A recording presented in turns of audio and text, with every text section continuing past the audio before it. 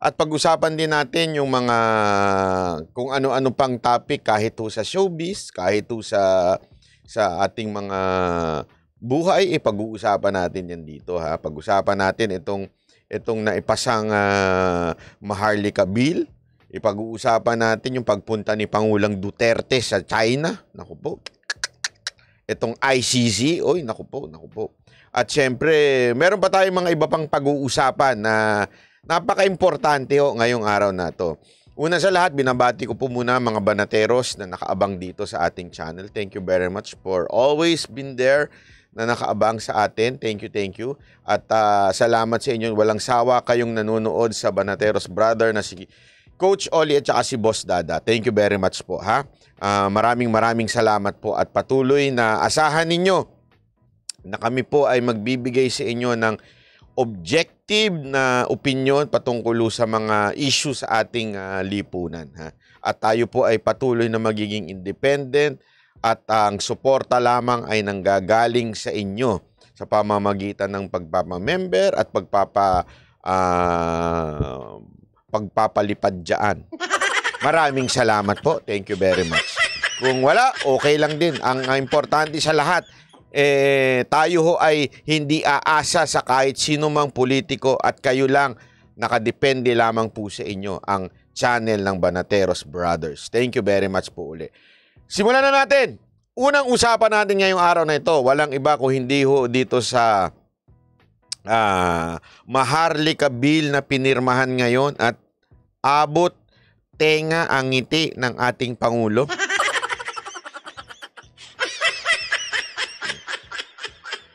Abot tenga ho ang ngiti ng ating Pangulo. Sabi ko nga nung pinanunood ko, abay, syempre ba naman? Ikaw ba naman? Di ka ba naman mangingiti nun? Isipin mo, 500 billion yun. Tapos, ang dating, may accomplishment ka na, meron ka pang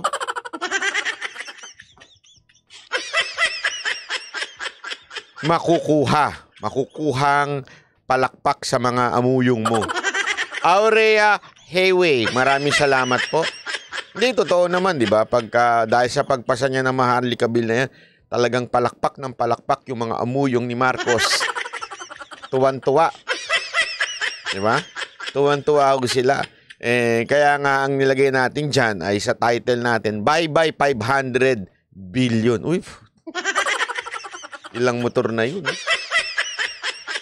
500 billion ang i-invest ng ating pamahalaan dito sa Maharlika Investment Funds. Alam mo, ito lang yan eh. Ako, simpleng-simple lang ng logic nitong buhay na to eh. Kung tayo ay isang bansang napakayaman, walang problema. Wala yan. Wala sa usapin yan. Sobra di ba? Pag tayo sobrang yaman, okay lang. Parang yung pag-ibig ko. Sobra-sobra. Kahit ibigay natin sa maraming tao, walang problema. Pero kung kulang ang pag-ibig mo, di ba? Doon mo na lang ilagay sa importanteng mga bagay. Ika nga, di ba? Kayong may mga asawa na dyan. Di ba? Yung asawa ninyo, tanungin nyo sa sarili nila kung totoo ba na sapat ang pag-ibig sa inyo ng asawa nyo? O kung hindi sapat ang pag-ibig ng asawa nyo sa inyo, sabihin nyo, wag ka na magbigay sa iba, ha? Kasi hindi nga sapat, ha? Hindi totoo naman, di ba? Kung hindi sapat yung pag-ibig ng asawa ninyo, kausapin niya asawa nyo, wag mo na ipamahagi sa iba. Pabihira ka, nagkukulang ka na nga sa akin, Hindi, di ba? Halimbawa. Kunwari lang, yung sustento mo sa asawa mo, kulang-kulang. Dun sustento sa anak mo, kulang-kulang. Tapos magkakabit ka pa. Ano mangyayari? Lalong bababa ang sustento ni asawa. Tama, mali. Ganun lang, simple yun Kung kulang ang sustento ni asawa, bakit ka maglalagay pa sa iba? Kasi kulang nga di ba? Parang ganun din yung Maharlika. Maharlika Investment Fund. Sa akin, kasi kulang na nga ho talaga yung para ho dito sa ating mga kababayan. Hindi ko alam bakit masyadong hinahayaan o pumipikit ang mata ng economic managers ng ating Pangulong Marcos sa kahirapan na dinadaanan ng ating mga kababayan? Bakit tila atang bulag sila doon habang may pera sila dito sa Maharlika Investment Funds? Alam nyo, hindi lang ho yan. Ito ang tandaan ninyo, ha? Ito ang tandaan ninyo. Okay? Nagmamasid. Nagmamasid ang ating mga kapulisan, ang ating mga sundalo.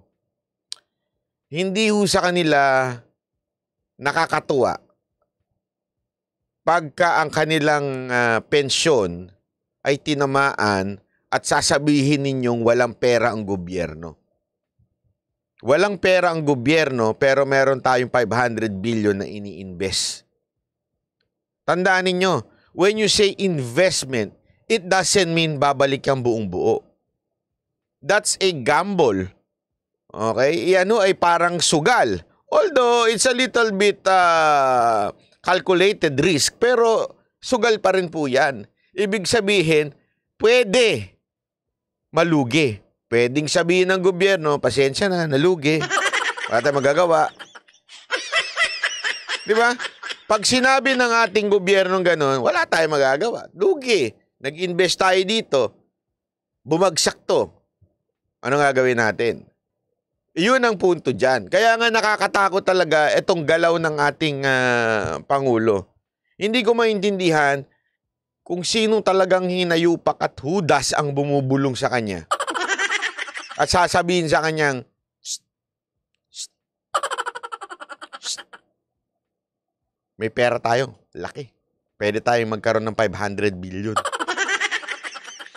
Pero, tigil mo na yung yung sistema ng pension sa mga uniform police. Hindi, isipin nyo na mabuti yun, ha? Ititigil ang sustento sa pensyon ng mga pulis at sundalo at iba pang uniform personnel dahil hindi daw sustainable ang pensyon na ginawa, yung programa ng pension sa mga uniform police. Kaya daw ititigil yon dahil kukulangin. Akala ko ba kulang, tas meron naman sobra. Ibig sabihin, it's just a matter of, priority. Yun ang problema. Hindi, ito para malinaw lang tayo. Parang sa buhay natin yan di ba? Parang sa buhay natin. Minsan, hindi ka naman talaga busy. Mara, sabihin mo, halimbawa lang. Bakit di ka nag-workout? Busy ko Busy talaga ako, sa totoo lang. Busy ko Pag workout ka, kailangan mo ng exercise. Hindi, busy kasi talaga ako Wala na ako oras. Alam mo, trabaho. Hindi walang oras. Bakit to, kanyo? Kasi lagi nyo tatandaan, lahat naman tayo, pare-parehong 24 hours ang buhay. Meron ba dito 25 hours ang buhay? Sobra ng isa, sobra ng dalawa. Meron ba sa atin ng 26 hours ang buhay? Kada araw.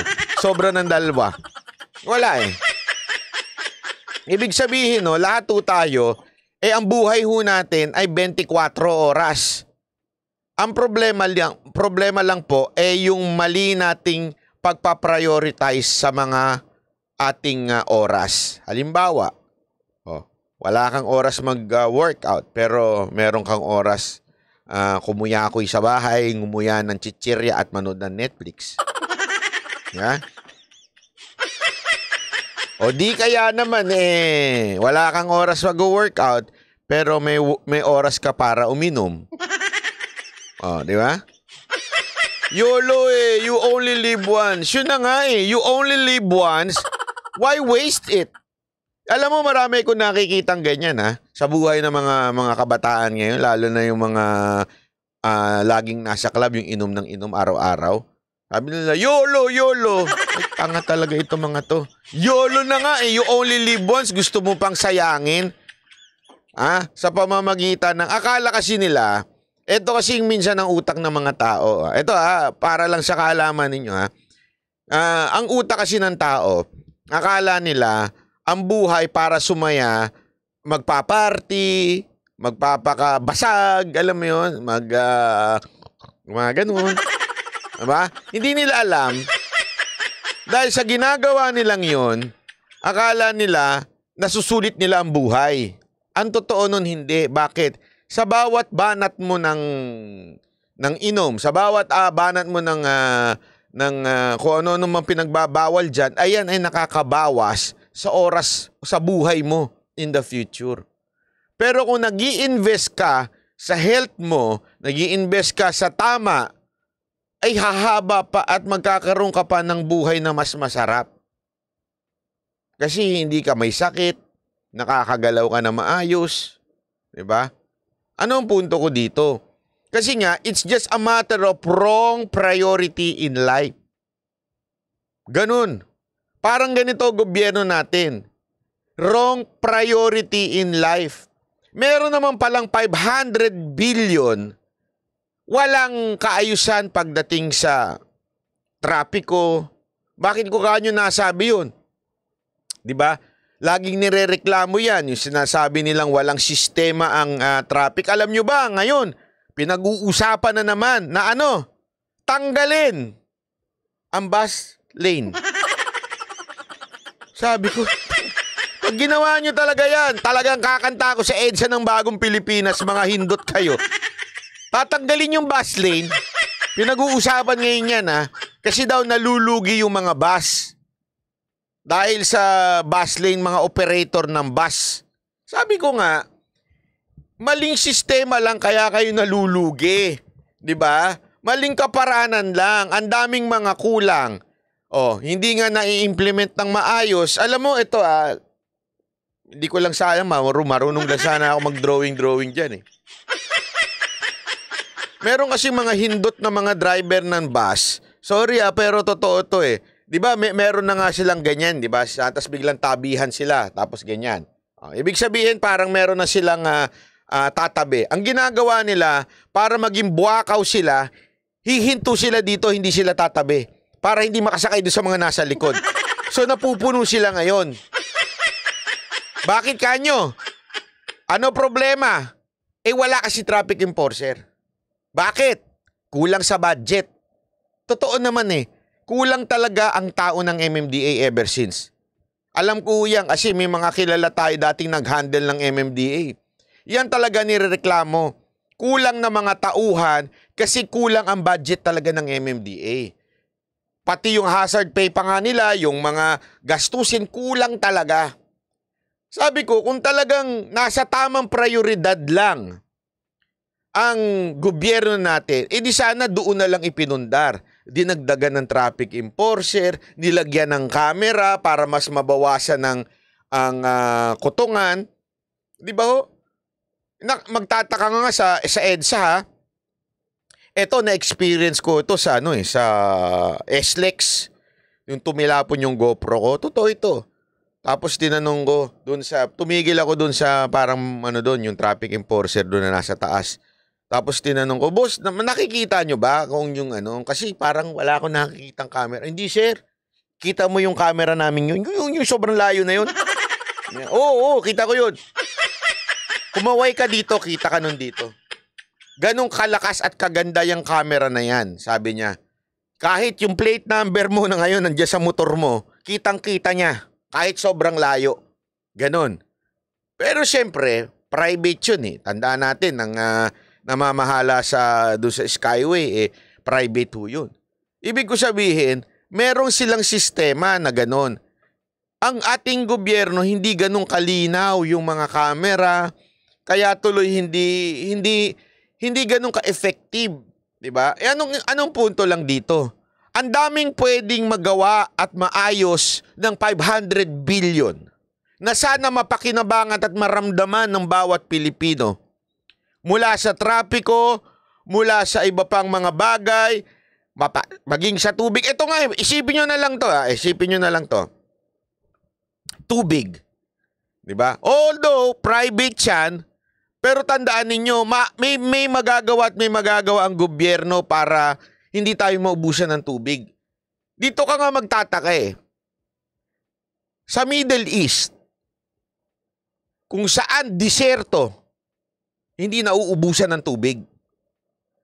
Ang Pilipinas, kung saan sobrang daming island, Tanong nyo na lang kay Lenny Robredo kung ilan ang island natin. Alam niya yun. Sa sobrang dami ng island sa Pilipinas, tubig, lahat, nauubusan pa tayo. May problema ho talaga. Na sana yun yung mga basic needs na pwedeng gawin ng ating gobyerno. Pagkain, food security, kapulisan, mga kamera ng kapulisan, kamera ng traffic enforcer, tubig, kuryente, 500 billion yun. Ibig sabihin, mas mararamdaman ng tao yun. Kesa naman, sa ilagay mo sa isang investment fund na walang kasiguraduhan at pangalawa,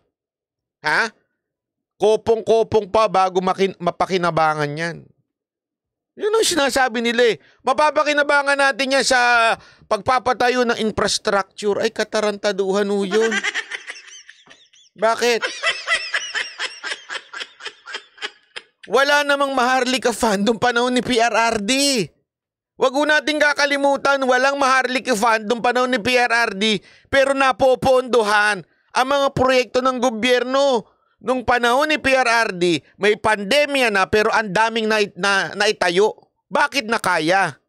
Ngayon sasabihin niyo, hindi kasi kailangan natin yan para sa infrastructure. Infrastructure ba? O baka naman para sa mga flood control project nyo? Diyan sa kamera. Yun totoo. Kaya siguro ngiting-ngiti, Speaker Romualdez, kaya kang ngiting-ngiting tagumpay yan. Para meron na naman kayong pondo dyan. Nagloloko nyo kasi kami. Huwag naman po sanang ganon. O, panoorin natin tong news, ha? Tuluyan nang isinabatas ang kontrobersyal na Maharlika Investment Fund matapos itong pirmahan kanina ni Pangulong Bongbong Marcos. Tila nagkaroon lang ng kalituhan sa kung ang Finance Secretary nga ba ang siyang magpapatakbo ng Maharlika Investment Corporation. Nasa frontline ng balitang yan si Maricel Halil. Alam nyo, yung Maharlika Fund na yan, mali na nga yung pagka-draft. May problema doon sa draft eh. I don't know if you would remember. May magkaiba yung desisyon na nangyari. Tapos eto, nalilito pa sila kung sino mamumuno. Paano magtatagumpay ang hayop na Maharlika na yan? Simula pa lang, ang dami na kagad aberya. Diba? Ito ang makasaysayang paglagda ni Pangulong Bongbong Marcos sa kauna-unahang Sovereign Investment Fund ng Pilipinas na binansagang Maharlika Investment Fund. Importanteng hakbang daw yan para... Todong itino. Ayos na, kubra na. Bawi na tayo, mga...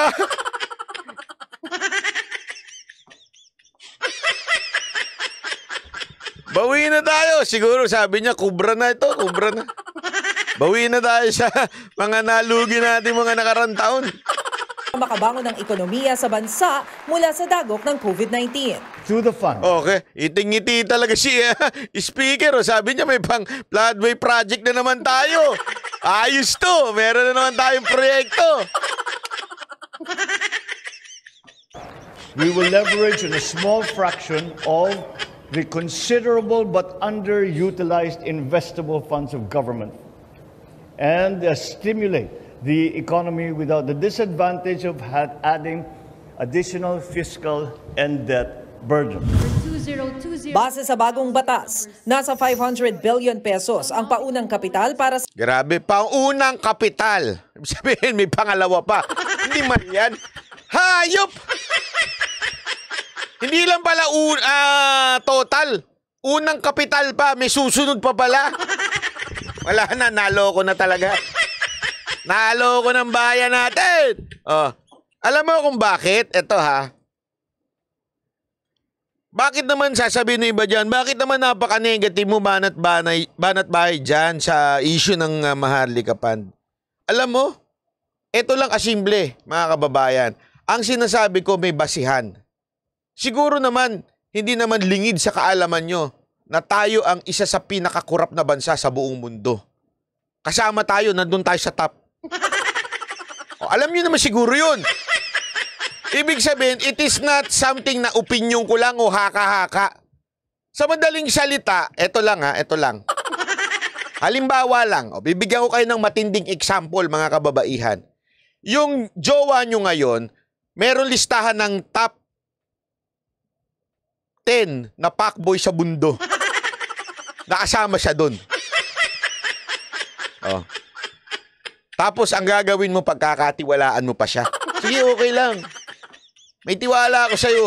Punta ka sa mga spa, magpunta ka sa mga KTV. May tiwala ako sa'yo eh. Nasa top 10 ka nga lang ng fuckboy eh. Tama, mali. Di ba, Sinimotion? Tama ba yun? Tayo ay isa sa mga korap na bansa sa buong mundo. Tapos sasabihin ninyo, napaka-negative mo naman, Banat Bay, na sasabihin mo kagad na nakawin yan. Hindi, isipin nyo na lang ha, yung jowa nyo nasa top, o sige, sabihin mo na, wag na nga top 10, top 100 na fuckboy sa buong mundo. Pagkakatiwalaan mo ba yon? Di ba maganda sigurong gawin muna ng jowa mo, i-earn nyo muna yung trust mo, i-earn nyo muna yung pagiging quote-unquote loyal boyfriend bago mo siya pagkatiwalaan. Tama, mali? Tayo ganun eh. Isa tayo, ultimo ngang gastos sa mga kanya-kanyang korap eh. Oh.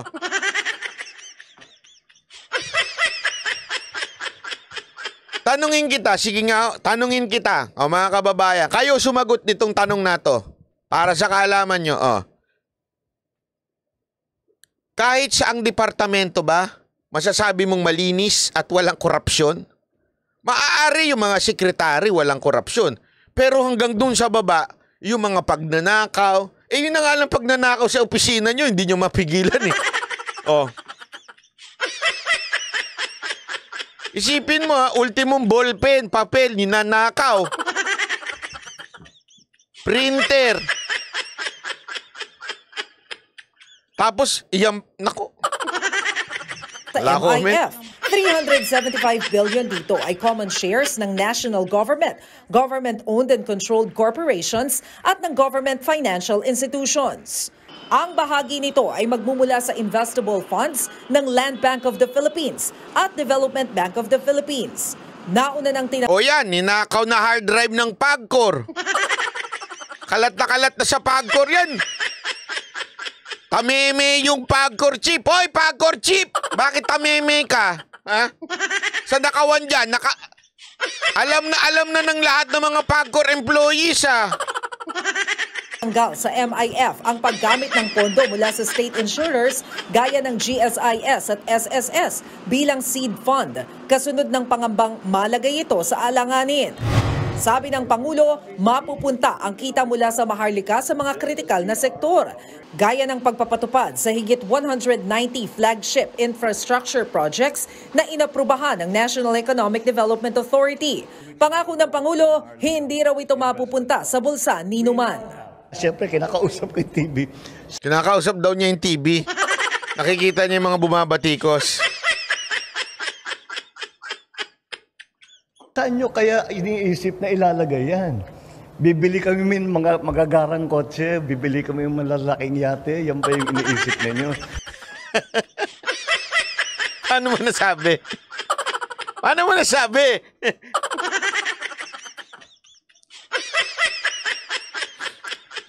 Alam mo, dito sa part na to, tawa ako ng tawa nung pinanood ko to. Sabi niya kasi, nanonood daw siya sa television. Net Fashion RK, maraming salamat po. Thank you very much. Nanonood daw siya sa television at nakikita niya yung mga bumabatikos. Ang sabi niya ano sa tingin naman ninyo? Gagamitin namin to para bumili ng mga yate, ganyan-ganyan, bumili ng ano. Alam mo, Mr. President,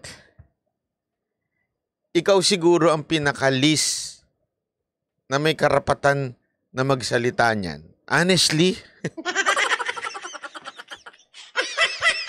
Pasensya na Mr. President Pasensya na Mr. President. Pero wag mong kakalimutan ang kasaysayan ng pamilya ninyo. Yung mga kasong nakasangkutan ninyo at yung iba ay talagang nahatulan na. Okay? Wag ho natin kakalimutan, sir. Yung mga hindi maipaliwanag, kaya nga 'di ba, ill-gotten wealth hindi maipaliwanag na kayamanan ng inyong pamilya. Ibig sabihin, sir, maaring hindi kayo. Pero since yung family nyo yung nagkaroon ng issue diyan, kayo sir ang pinaka-sir, wala akong karapatan na magsalita tungkol diyan.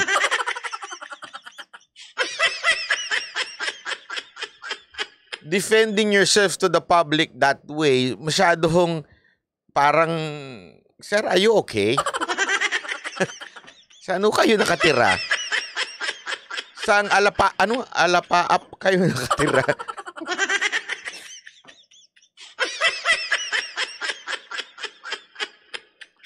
Diba?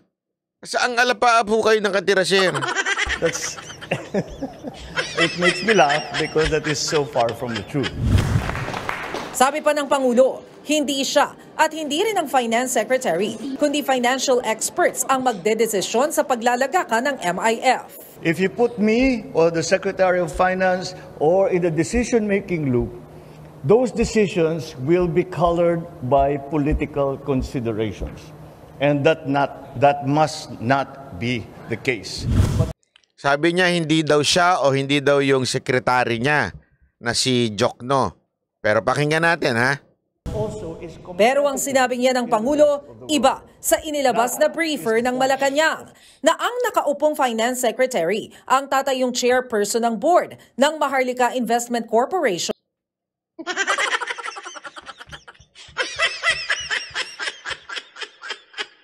Huli sa bibig.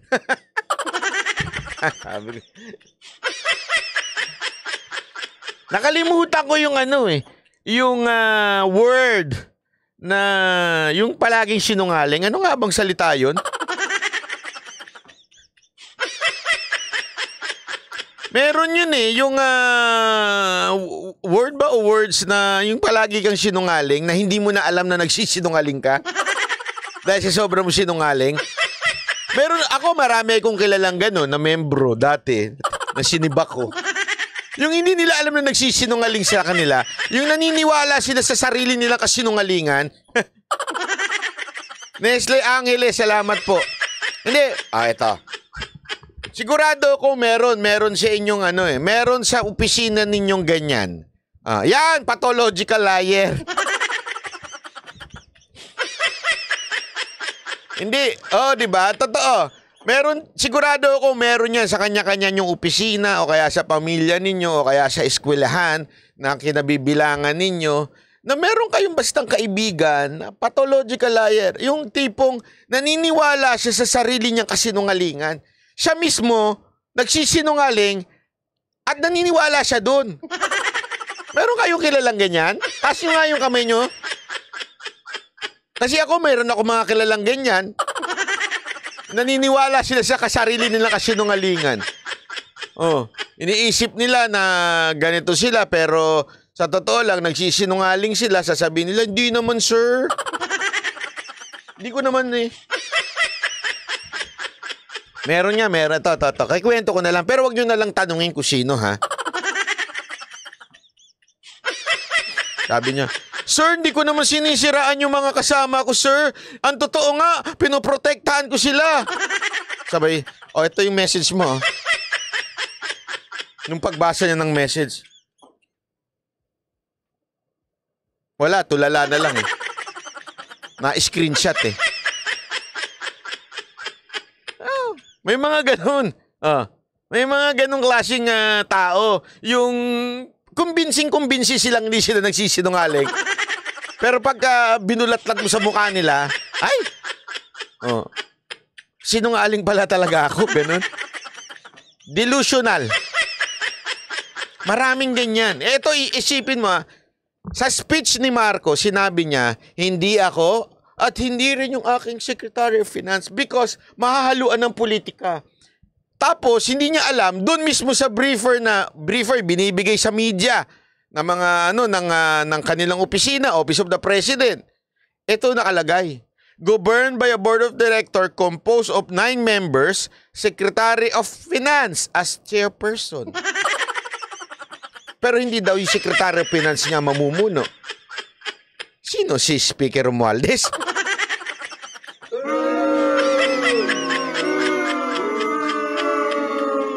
isipin nyo na mabuti Dito pa lang Kaya minsan nakakatakot. Honestly, nakakatakot pag si PBBM ang nagsalita. Kaya hindi ako naniniwala Hindi ako nagpapabudol. Kasi marami siya talaga nabudol na Yung iba yung sinasabi niya sa ginagawa niya na hindi ko maintindihan at parang hindi niya alam yun. Hindi ko alam, hindi niya alam yun o sinasadya niya yun. Kasi, di ba, malaking halimbawa niyan yung pinost natin. Iba yung sinasabi niya tungkol sa pagpasok ng Amerika. Di ba? Ibang-iba. Tapos sa ginawa niya ngayon, magkaiba. Eto na naman, isipin mo, the same event. Event kung saan pinirmahan yung Maharlika Investment Fund bill at mismong event kung nasaan yung media at itong binigay na briefer sa media. Doon pa lang, Mr. President, it's either you are a liar or you do not know what you're talking about. You're plain S. Hindi, simple lang Di ba ho? Liar ho ba kayo, sir?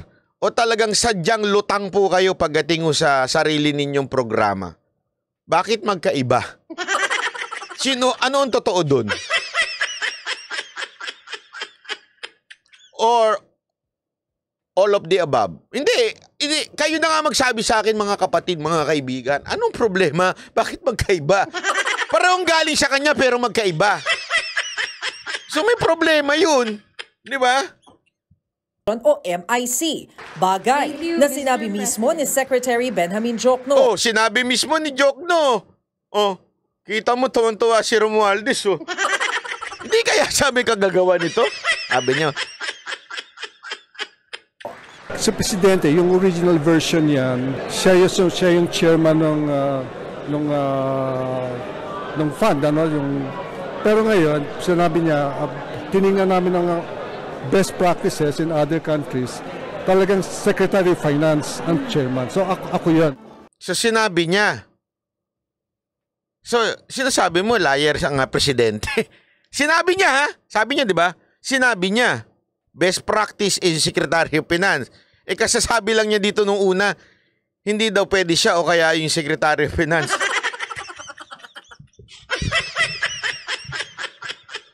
Pambihira, Mukhang AI na naman ito, siguro. Hindi kaya AI na naman to? Pambihira, Sa isa pang hiwalay na pahayag, sabi ni Diokno, preference lang ang sinabi ng Pangulo na ayaw niyang maging bahagi ng decision-making ang kalihim. So iba na naman. So parang yung sa bigas. Hindi ipinangako. Parang wish lang. This time reference lang. Sige, palusot pa more. Palusot pa. Palusot lang. Palusot. Ayaw lang daw ni PBBM na mahaluan ng politika ang Maharlika Fund. Pero nang magkaroon ng deliberasyon sa Kongreso na lamang best practice ng ibang bansa na ang Finance Secretary ang siya ring chairperson ng Sovereign Wealth Fund.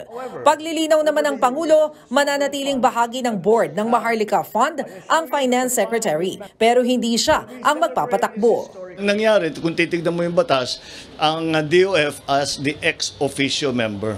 Kasi ang pera galing sa gobyerno Kailangan meron tayong representative sa board. But hindi sila ang magpapatakbo. Ang MIC ang responsable sa pangangasiwa ng MIF. Board members dyan ang CEO ng MIC. Ang hilinaw-linaw, chairperson ng board, Secretary of Finance. President and CEO ng Land Bank, CEO ng DBP, 2 regular directors at 3 independent directors. So ilan lang ang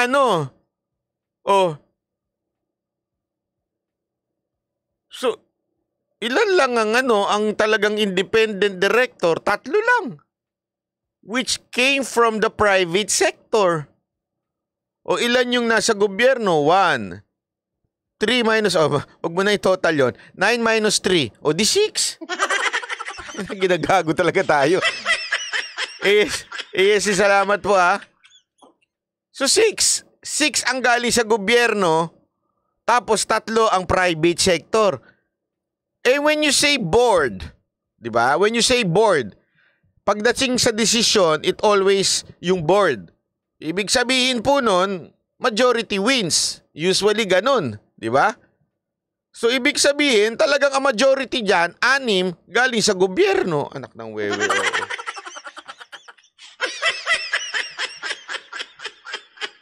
Rocha, salamat po di ba? Mula sa private sector. Gagabayan ito ng advisory body na bubuuin ang kalihim ng budget at NEDA. O guided by advisory body composed of galing sa NEDA, Department Authority and the Treasurer of the Philippines. Galing lahat sa gobyerno Hindi ako, feeling ko lang, parang hindi niya alam. Ako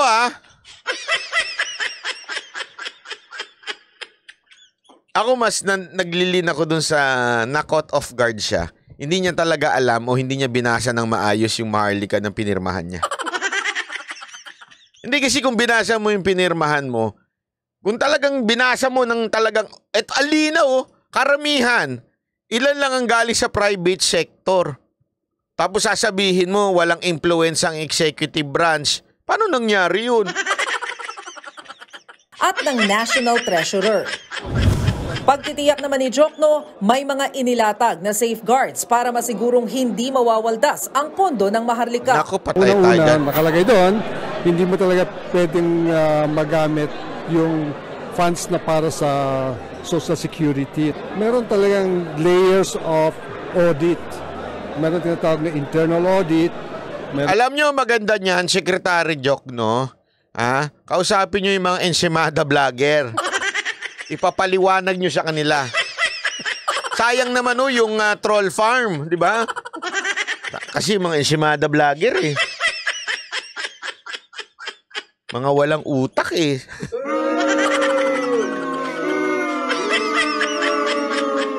Kawawa naman yung no? Di ba? Kawawa naman yung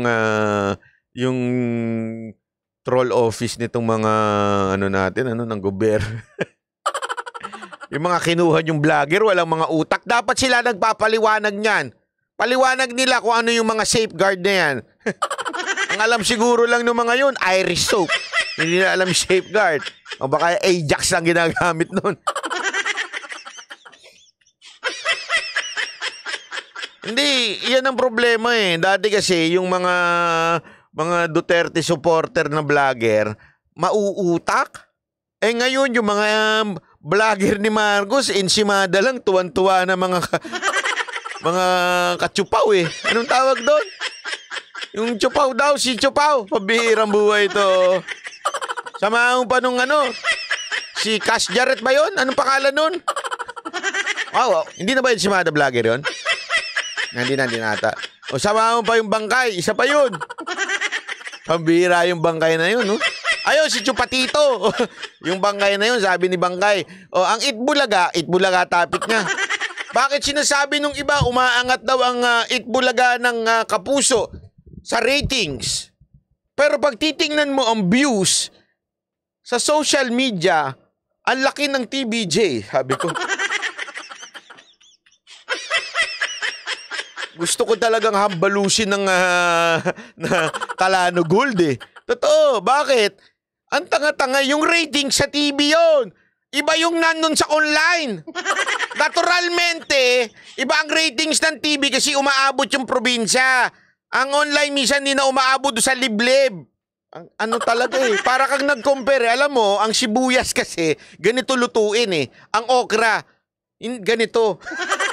Bakit pag piniritong okra, hindi pwede? Dapat pwede rin iprito ang okra. Diba?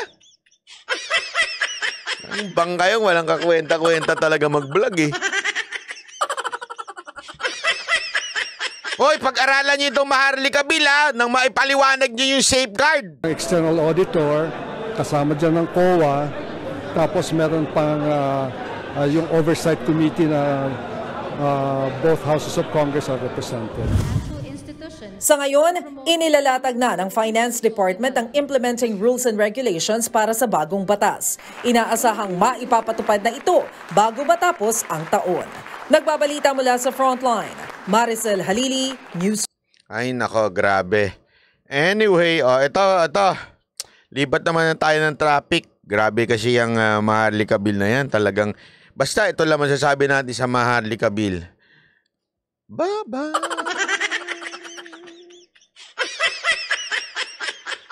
Talagang bye-bye. 500 billion.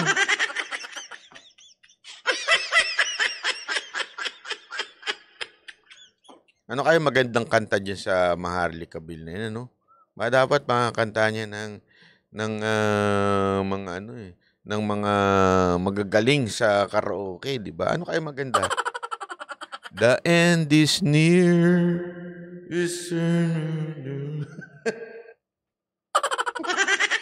Alam yung kanta na yun? Ayun, alam ko na, tama. Ito. Pasok ha. Ito. Bagong Pilipinas, bagong mukha. May prinsipyo, may isa. Kaibigan nyo, kaibigan ko. Ubos pera! Ayun, di ba? Grabe talaga. Okay. Next. Ito naman. Ito. Papanoorin natin to, ha? Panoorin. Pasok. Alam daw ni Pangulong Bongbong Marcos na makikipagkita si dating Pangulong Rodrigo Duterte kay Chinese President Xi Jinping. Umasa man ang Pangulo na sasabihin ni Duterte ang napag-uusapan nila ni President Xi. Nasa frontline na balitang yan si Camille Samonte. Pulong ng dalawang magkaibigan. Ganyan inilarawan ni Pangulong Bongbong Marcos ang pagkikita ni na dating Pangulong Rodrigo Duterte at Chinese President Xi Jinping sa Beijing kahapon. Kaya hindi na raw ito kailangan ihingi ng permiso sa kasalukuyang administrasyon. May basbas po ba ito? No, nagpermiso pa, hindi naman kailangan. Grabe yung tingin ni Sandro doon sa nagtanong, oh. Tingnan mo, ha? May basbas ba ito? Tingnan mo yung tingin ni Sandro. Parang, Kailangan are you even allowed to ask that question? ihingi ng permiso sa kasalukuyang administrasyon. May basbas po ba ito? Ayun. No, Oh, ha? Oh. nagpermiso pa. Oh. Hindi naman kailangan. Alam ko naman ang pupunta siya. At magkaibigan sila, magkakilala sila. Bukas daw ang pamahalaan sa anumang klase ng komunikasyon sa China sa gitna yan ng patuloy na tensyon sa agawan ng teritoryo. Kaya I welcome any new lines of communication. If that is President PRRD, then good. Hindi importante sa akin kung sino, kung ano, basta may makausap sila, baka makatulong eh. Umaasa si PBBM na natalakay ni na Duterte at Xi ang mga issues sa West Philippine Sea. I hope that napag-usapan nila yung mga issue na ngayon na mga nakikita natin, yung mga shadowing, yung mga kung ano-ano, all of these things that we are seeing now, I hope na napag-usapan nila para naman magkaroon tayo ng progress. Naghihintay ngayon ng update ang Malacanang sa dating Pangulo. Naganap ang ambush interview na ito kay Pangulong Marcos pagkatapos ng pilot run ng food stamp program ng pamahalaan sa Tondo, kung saan dumalo rin ang anak ni dating Pangulong Duterte na si Vice President Sara. I'm sure that he will have a hindi naman report, but I'm sure he will be able to tell us what happened during the conversation and see how that affects us. Ayon sa ulat ng Reuters, sinabi ng China kay Duterte na handa silang isulong ang matatag na ugnayan ng dalawang bansa. Pinuri ng Chinese leader ang kontribusyon ni Duterte sa pagsasaayos ng bilateral relations noong kanyang termino. Kaya mismong si President Xi umaasang magkaroon pa rin ng papel si Duterte sa kooperasyon ng China at Pilipinas. Nagpasalamat naman si Duterte sa pagsuporta ng China sa economic at social development ng Pilipinas, lalo na sa pagtugon sa COVID-19 pandemic. Hindi lingid sa kalaman ng publiko na naging mas maka-China si dating Pangulong Duterte. Kumpara kay Pangulong Marcos na nagbalik sa pakikipag-alyansa sa Amerika na pinatunayan ng pagbisita ni PBBM sa White House noong Mayo at ang pagdagdag ng mga base militar ng Amerika sa Pilipinas sa ilalim ng Enhanced Defense Cooperation Agreement o EDCA. Nagbabalita mula sa Frontline, Camille Samonte, News.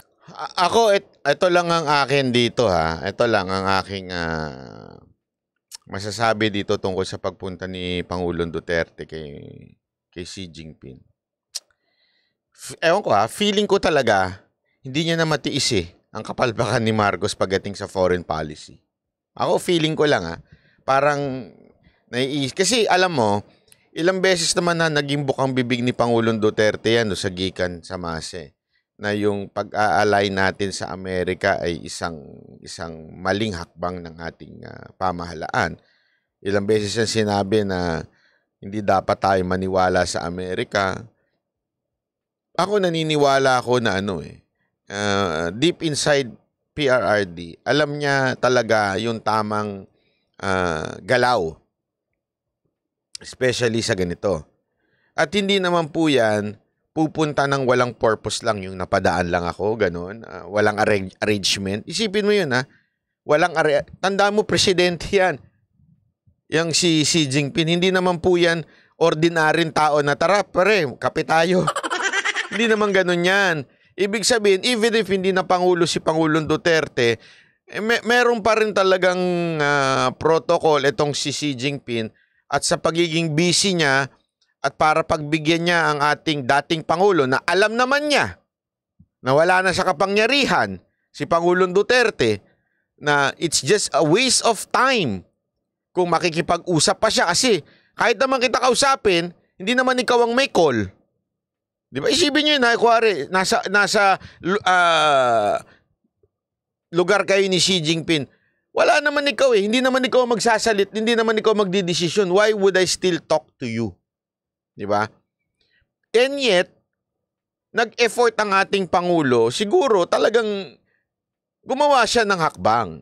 Hindi ito yung wala lang yung nagkain ka. Anyway, kasi ang sabi, nagpunta si Pangulong Duterte para dun sa isang opening ng something doon na pinangalan sa nanay niya, yung nasabi ni Senator Bongo. But ako, naniniwala pa rin ako na may mas malalim pa na dahilan. At yung malalim na dahilan na po yan, talagang hindi matiis ni Pangulong Duterte ang ating mga kababayan na maloko at mapaibig sa ayoko sanang gamitin yung puta Pero yan parang ganun talaga di ba? Parang yung sinabi ni General Luna. Ayaw talaga ni Pangulong Duterte na mapahamak tayo. Kaya as much as kaya niyang, alam mo yon, hilutin itong China at wag naman, kasi kitang-kita naman yung nangyayari. 'Di ba?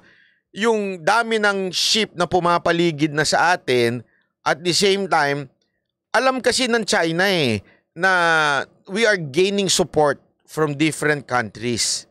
Hindi naman ibig sabihin masama yon. I'm not saying masama yon.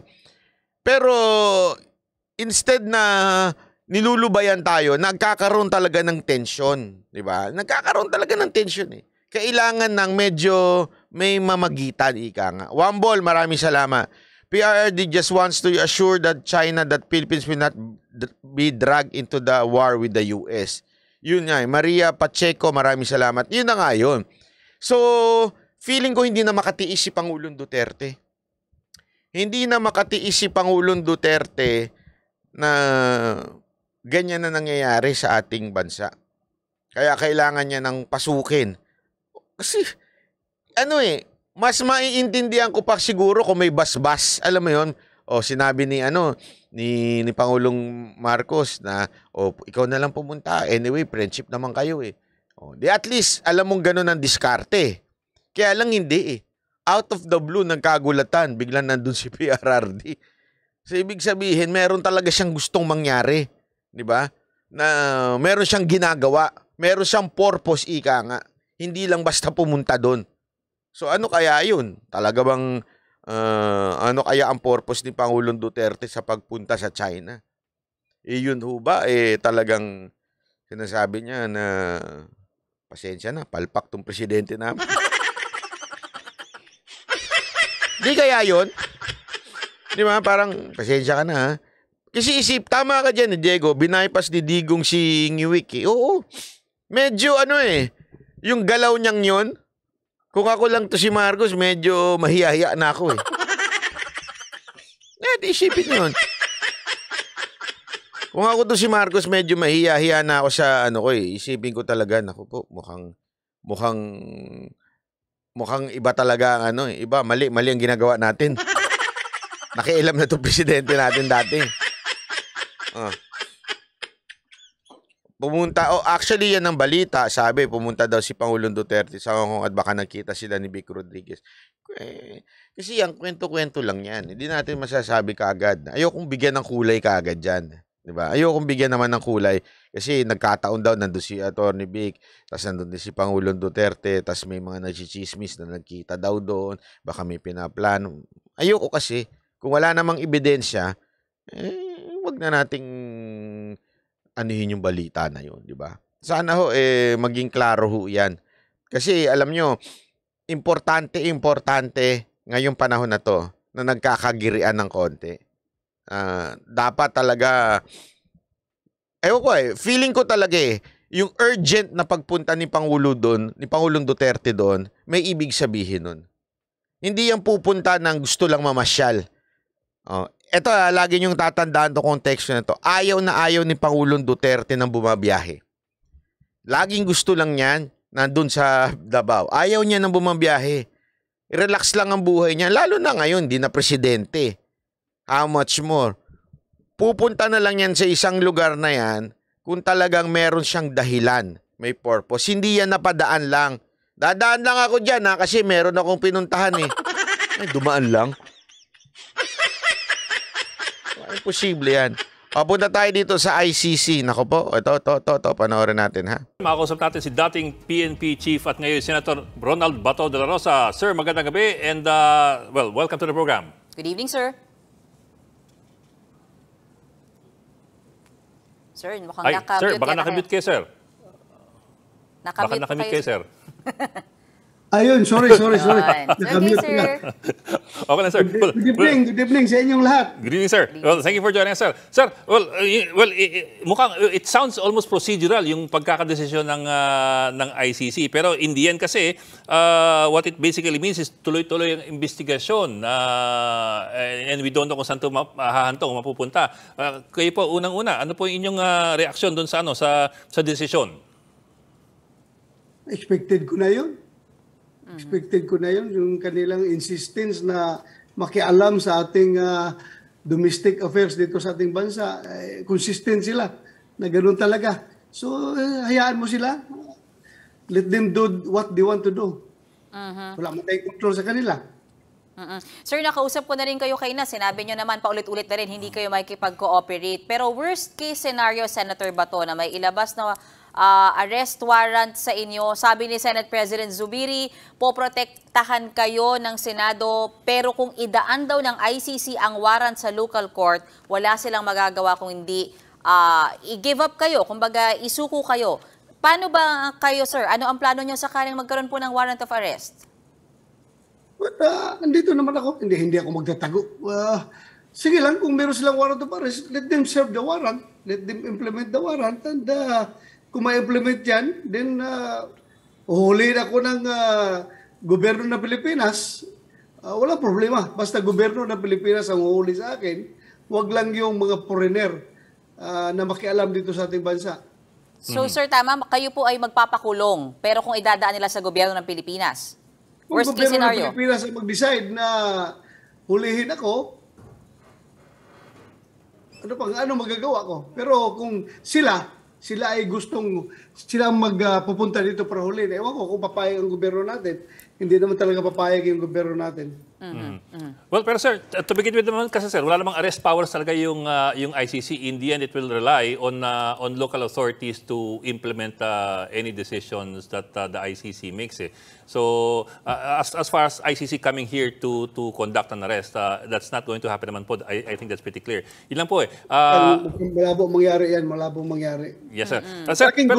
Malaking gulo kung mag-insist sila pumasok dito at umaayaw yung ating gobyerno. Sobrang panghimasok na yan at ginagagago na tayo ng mga tao niyan pag mag-insist sila pumasok dito. So, naghahanap sila ng gulo kapag gano'n ang gagawin nila. Pero sir, conversely sir, kasi ang daming member countries ng ICC. So kung sakali maglabas ng any warrant against you, for example, hindi lang yan sa Pilipinas, pero ikakalat yan sa buong mundo siguro, does that also limit your movements to other countries? Well, maniguro rin ako. Bakit hindi ako pupunta doon sa mga bansa na friendly sa ICC? Sir, maraming sir. Kung may warrant na nga at pwede tayong hulihin doon sa ibang bansa. So, ganito muna context dyan para lang sa kaalaman. Kasi umiling ang Pilipinas na basta na wag nang manghimasok dito ang ICC. Ito namang ICC nagmamagaling. Sabi na, hindi.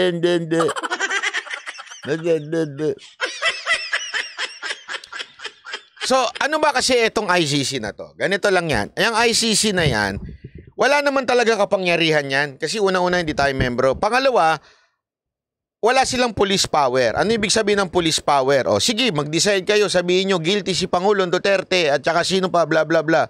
Hulihin yan. Wala namang huhuli. Wala nga police power eh. Diba? Uutusan niya, sino utusan niya?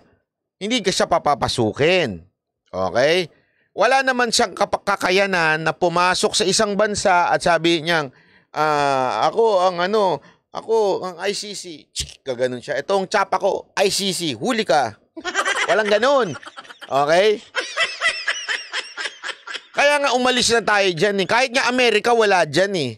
Hindi ko nga maintindihan bakit ini-entertain pa yung topic na ICC. Guilty. Oh, alam nyo, it's obvious.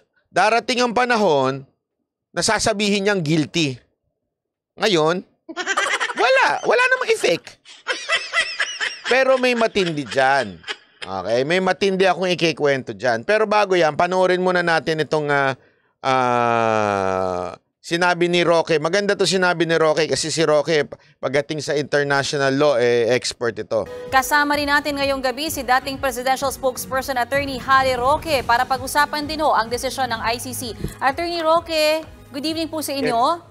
Magandang gabi po. Magandang gabi, Pilipinas. Sir, may mga hakbang na bang ginagawa si dating Pangulong Duterte kaugnay po sa desisyon ng ICC na ipagpatuloy po yung investigasyon na nila tungkol sa war on drugs po? Wala po. Talagang ang naging reaksyon ni dating Presidente PRRD ay wala akong pakialam dyan. No? Dahil sa mulat-mula, sinabi niya na tanging mga Pilipino lamang at mga Pilipinong hukuman ang pwedeng maghusga sa kanya. Ang kanyang hamon sa mga tao na sa tingin nila sila ay naging biktima ng karahasan sa termino niya, magsampa kayo ng kaso at haharapin niya lahat ng kaso niyan. Pero dapat po sa Pilipinas, dahil ang Pilipinas po ay isang soberenya at isang malayang bansa.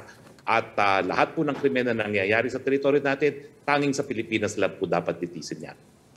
Sir, so absolutely nothing. Wala talagang gagawin ng Pangulo, ang dating Pangulo, whether it's legal recourse or legal process to make sure na hindi siya tatamaan ng anumang mangyayari galing sa ICC? Bakit naman siya gagawa kahit ano? Wala namang mangyayari sa kanya. Wala naman ngipin ng ICC. Wala namang kapangyarihan na mag-aresto ang ICC dahil wala silang sariling pulis. At nagsalita na ang ating Presidente, PBBM, na hindi siya makikipagtulungan sa ICC. At ganyan din ang naging posisyon ni Justice Secretary Boying Remulla na hindi nga niya papapasukin ang mga investigador dito sa Pilipinas. At kapag kasi hindi nakipagtulungan o nakipag-cooperate ang Pilipinas sa investigasyon, anong klaseng ebidensya naman makakalap nila? Siyempre, lahat ng ebidensya nila magagaling lamang sa mga nagrereklamo. No? Pero ang hamon nga, dapat tanungin nga ng Ito ang malinaw. Okay? Ito ang malinaw. Wala talagang kapangyarihan ng ICC sa Pilipinas. Kahit sa anumang bansa, dahil wala ho silang police power. Pero ito rin ang malinaw. Magkakaroon ng kapangyarihan ng ICC pag yan ho ay pinahintulutan ng gobyerno. Ito lang ang basa ko dito Kasi hindi ko maintindihan bakit pa kailangan natin paulit-uliting entertain. Dapat ini-snub na nga natin yan. Dapat di na nga tayo nag-a-appeal dyan If we really consider them nothing, let's just accept the fact na magiging guilty si Pangulong Duterte dyan. So, hindi na dapat pinapansin yan kung wala silang issue dyan. Hindi ko maintindihan bakit binibigyan pa ng pagkakataon ng ating gobyerno na pansinin ito. Babalik uli ako doon sa dati kong sinabi. Alam mo, isa sa mga sinabi ko to noon, na pwedeng gamitin ito, ICC, na alas ng mga Marcos laban sa Duterte. Eto tulad nga ng narinig ko, sabi talaga nitong narinig kong official sinabi, simula't simula noon, talagang hindi daw nabibitawan ng mga Marcos ang kapangyarihan. Kaya nga planado na yan, from Romualdez, tapos basta kamag-anak ang dire-diretso na. At alam natin, nababangga ang mga Duterte. Kaya nga, maaari, hindi ko sinasabing gagawin, maaaring gamitin ito na alas ng mga Marcos laban sa mga Duterte. Just in case, sabihin nila in the future, ito gusto namin na kandidato para sa susunod na suportahan mo na lang ito. Kung ayaw mong tumuloy itong ICC. Pwede. Pwedeng pang ano yan, pang alas. Kaya bantayan natin. Kasi ang weird Bakit kailangan salsalin ho itong ICC na to kung wala pala itong kwenta? Bakit kailangan pa tayo mag-appeal? Hindi na nga kailangan natin hindi na nga tayo dapat humaharap sa kanila Kung wala talaga silang saysay, hindi na dapat tayo humaharap sa kanila. Ma at pa na lang pwede diyan pakialam ko, 'di ba? Ano nang pakialam namin diyan? Kasi alam mo kung saan ko nakita ito. Ito, may kikwento ako, hindi ko na lang papakalanan Merong isang vlogger na nademanda, libel.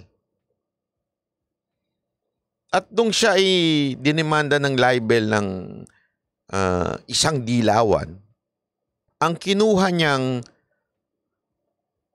law firm ay yung law firm ng nakaupong opisyal. At tong opisyal na to, makapangyarihan to. Na kahit masabihin nating separate ang executive at judicial, sa sobrang kapangyarihan nitong opisyal na ito, kayang-kaya niyang impluwensyahan, lalo na nasa mababa. Kayang-kaya niyang impluwensyahan.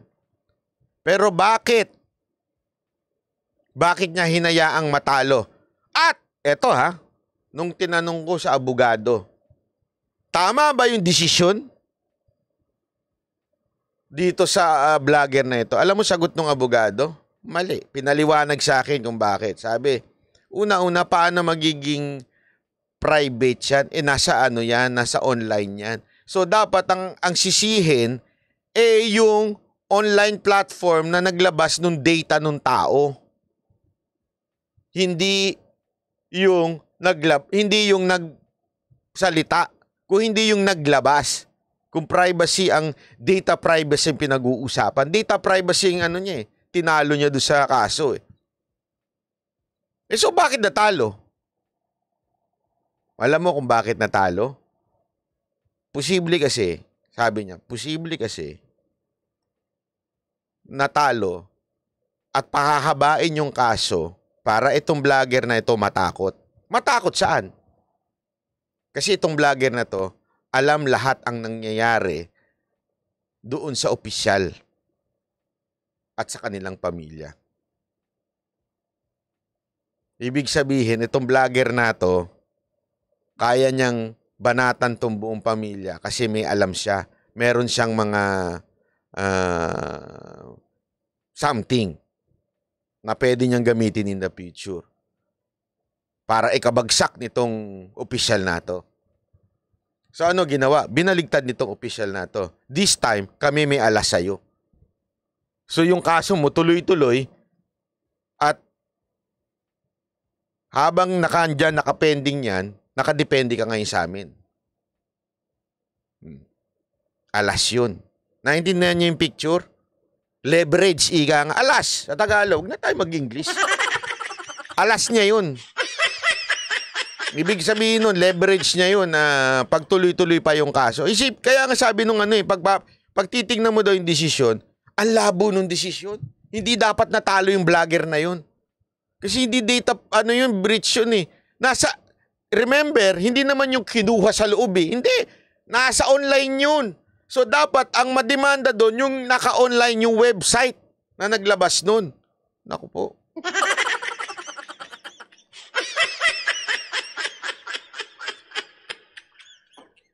So So ngayon, hindi na magsasalita itong vlogger na ito laban sa pamilya nitong opisyal. Bakit? May hawak na sila. Alas ang tawag doon. Naisip ko yan dito sa ICC. Posible. Posible, ha? Itong ICC na ito, kaya talagang dire-diretso pa rin ito, pinag-uusapan pa rin ito, ay maaring gamitin na alas laban sa mga Duterte. Bakit kanyo? Eto, susunod na balita. Dinamay na si Sara Duterte, yung anak, na wala namang kinalaman nung una. Biglang nasangkot. Hindi lang si Vice President, pati si Bongo, pati si Bato. Na wala namang, si Bato, maaari pa kasi PNP chief siya nung panahon ni PRRD.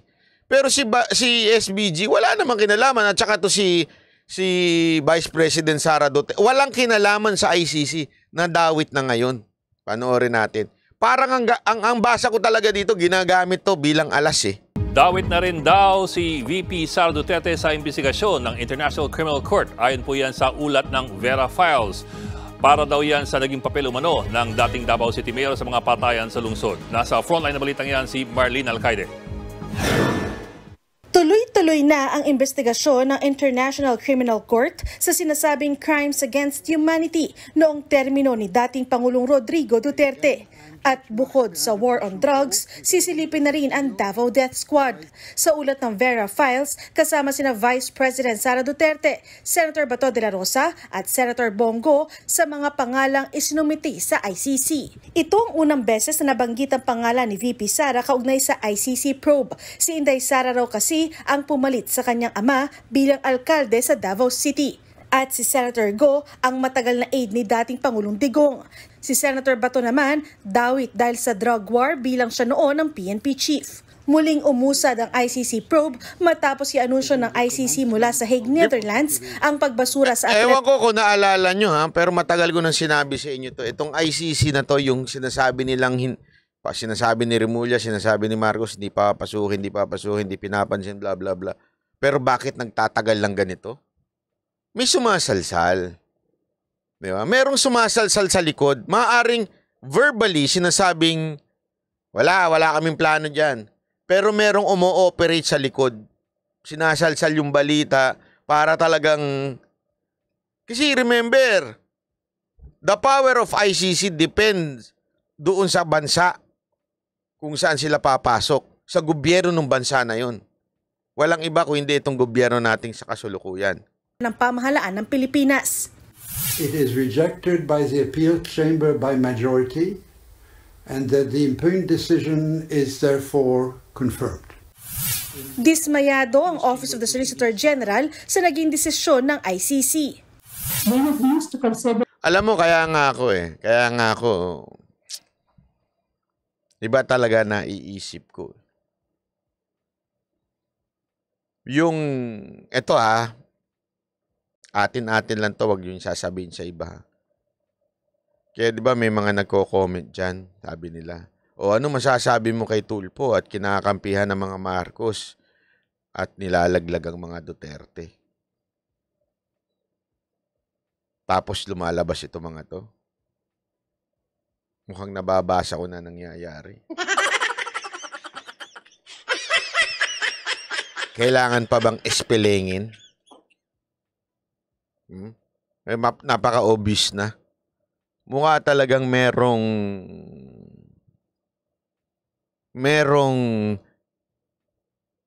hindi gusto na bumalik sa mga Duterte ang bansang to. Yun talaga feeling ko dyan. Kaya may ganyang klaseng nagaganap.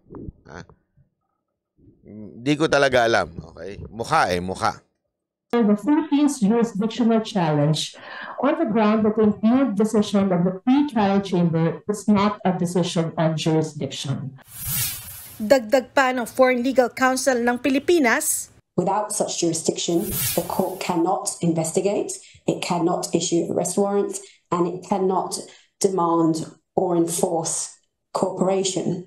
Tama, sabi nito isa, si Soldier na sumasalsa. Actually, hindi ko nga maintindihan. This is something that I really do not understand. One, okay?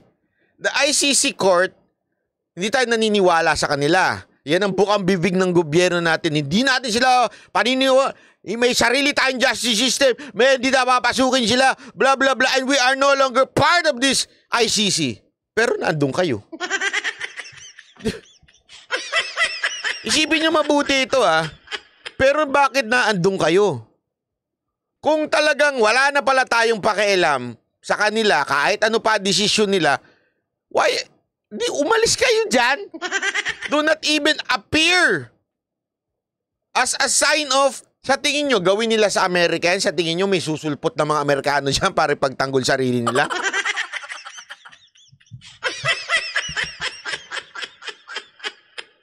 Hindi, unless nga, sinasabi nyo, we will fight for this, ganyan-ganyan. Hindi Iba yung bukang bibig ninyo. Hindi na kami naniniwala dyan. We're not under the authority because we already left ICC, blah, blah, blah, blah. Bakit kayo nandyan?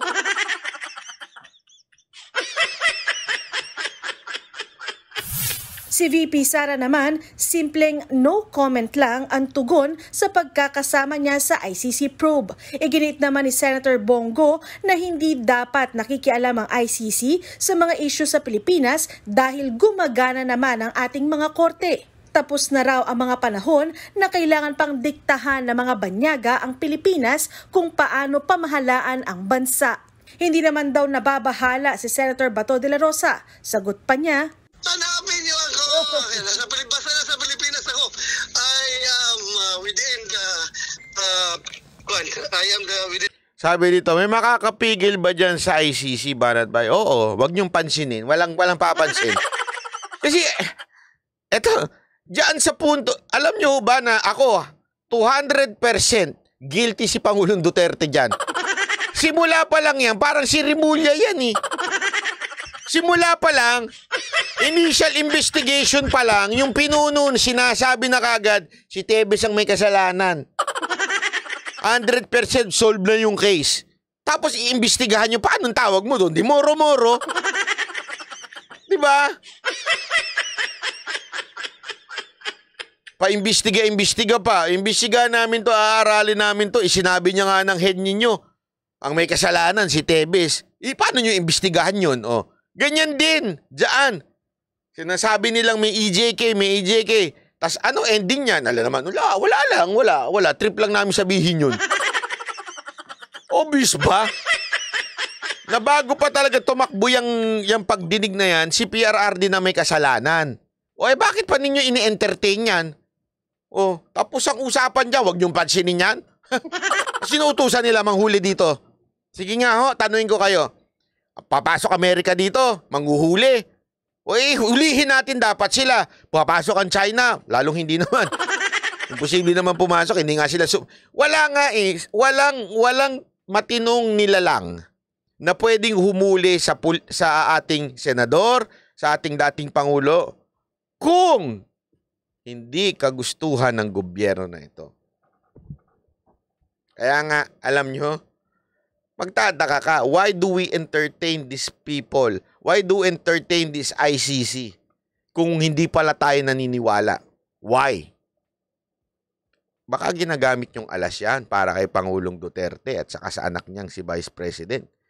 Na alam naman nung iba, talagang naka-next in line na. Parang nakasulat na sa tadhana. Di ba? The territorial jurisdiction of the Philippines. Pero nang matanong siya kung lalabas ba siya ng bansa, siguro doon sa bansa na hindi ICC friendly. China, sir? Like China, like Russia. Nagbabalita mula sa Frontline, Marlene Alcaide, News 5. Kaya alam mo, this is something really, really weird. Bakit tayo nagpa-participate pa dyan? Bakit yung soldier natin naggagaganyan pa? Diba?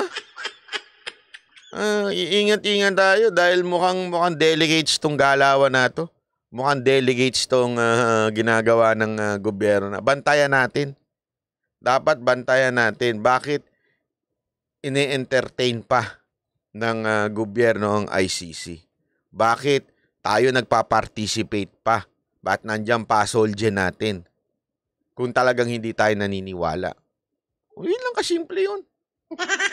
Tanga na lang ang hindi maano eh. Ewan ko nga ba bakit pa. Anyway, ito. Halimbawa, itong next topic natin, napaka-importante itong topic natin. Kasi isa pa to, hindi dapat na to pinapansin eh.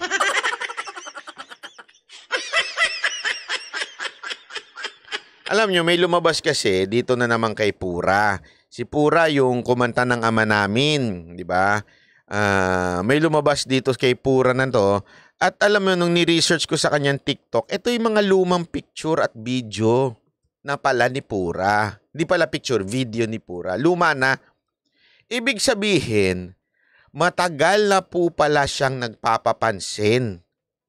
Ngayon lang niya nakuha yung pagpapapansin niya sa madlang people. Eto ha, matagal na yan. Yung nasa kaliwa, yung may otsa na yan, lumalabas ngayon yan. Akala nung iba, bago yan. Hindi ho, luma na ho yan. May and June ho itong video na to. Ito namang isa na nakadamit siya, sumasayaw ho siya. Matagal na. In other words, matagal na ho nagpapapansin sa social media ito. Napansin lang siya dun sa ama namin niya, nakasungkit siya ng trending. Di ba ho? So sa madaling salita, may nabasa nga ako yung sinabi ni ni Attorney Trixie sa kanyang page sa FB. Kasi kung hindi na lang sana natin pinapansin daw, wala na sana to. Alam mo, ito lang sa akin. Tama naman siya doon. Ako naniniwalang hindi na dapat. Kaya nga hindi ko to pinost etong otsa niya. At sasabihin ko na sa inyo, i-reveal ko na, lumang video yan. Okay? Lumang video na yan na nagpapapansin siya noon pa. Okay? Isa ho siyang matatawag nating fame.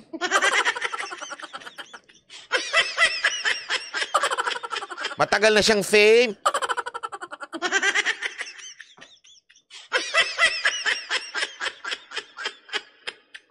Nakuha niya nitong recently. Ngayon, ito, masasabi ko dito.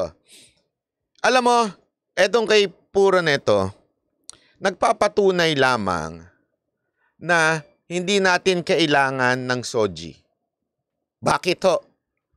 Handaan natin. Etong soji bill, yan ang sigaw at bukang bibig ng mga lalong-lalo na doon sa kamera yung LGBT doon na sinisigaw niya, kailangan natin ng soji bill dahil nadidiscriminate para sa karapatan ng ating mga LGBTQ, ganyan-ganyan. Alam mo, ito ang patunay na hindi natin kailangan. Bakit to? Ngayon niya walang soji bill, nagagawa niya naman yan. Ni Lucita Mone, salamat po. Ulitin ko ha. Ito, ako mismo, ilang beses ko na sinabi sa inyo, yung ginagawa niya, yung karapatan niya yan. Alam niyo ho ba na wala siyang illegal na ginagawa sa ginagawa niyang yan? Kaya nga walang kwenta yung soji bill eh. Bakit? Kaya naman niyang gawin yan eh. Nang walang walang nagkukulong sa kanya. Kalayaan niya yan. Ano ho yan? Ito, nandito ho yan. Ayan. Sa no law shall be passed abridging the freedom of speech, of expression, or of the press or the right of people peaceably to assemble and petition the government for basta, ganito yan. Walang batas na pwedeng ipasa na magpipigil sa freedom ng isang tao magsalita, express ang kanyang sarili. Protektado siya ng batas na yan. Okay? Ano naman yung sinasabi nilang crime against religious feelings? Yung crime against religious feelings, kung babasahin nyo yan, malinaw na malinaw. Nakasulat dyan, binold ko na, in a place devoted to religious worship or during the celebration of any religious ceremony. Sa madaling salita, kung si Pura, ginawa niya yun sa loob ng simbahan, yun, pwede siyang mayari doon. Okay, ganyan yun nangyari doon kay Seldran, kaya nakulong. Kasi mismo sa loob ng simbahan. Yun yung bawal dyan. Or, during celebration of any religious ceremony. Ibig sabihin, siguro kung babastusin mo habang nagkakaroon ng prosesyon, yun, bawal yun. Yun ang bawal. Pero yung gawin mo yon sa labas, walang kinaugnayan doon, kalayaan niya yun. So anong punto ko doon sa kalayaan niya yun? Isa lang ang ibig sabihin nun. May sapat na batas na para hindi na ipasa itong SOGI bill. Dahil hindi naman, discrimination ba? Don't tell me ang pagbibigay namin na opinion na bastos ka pura ay discrimination. It's not. It's also my expression. Kalayaan ko din po yun. Kaya nga ganito ang problema doon sa SOGI bill.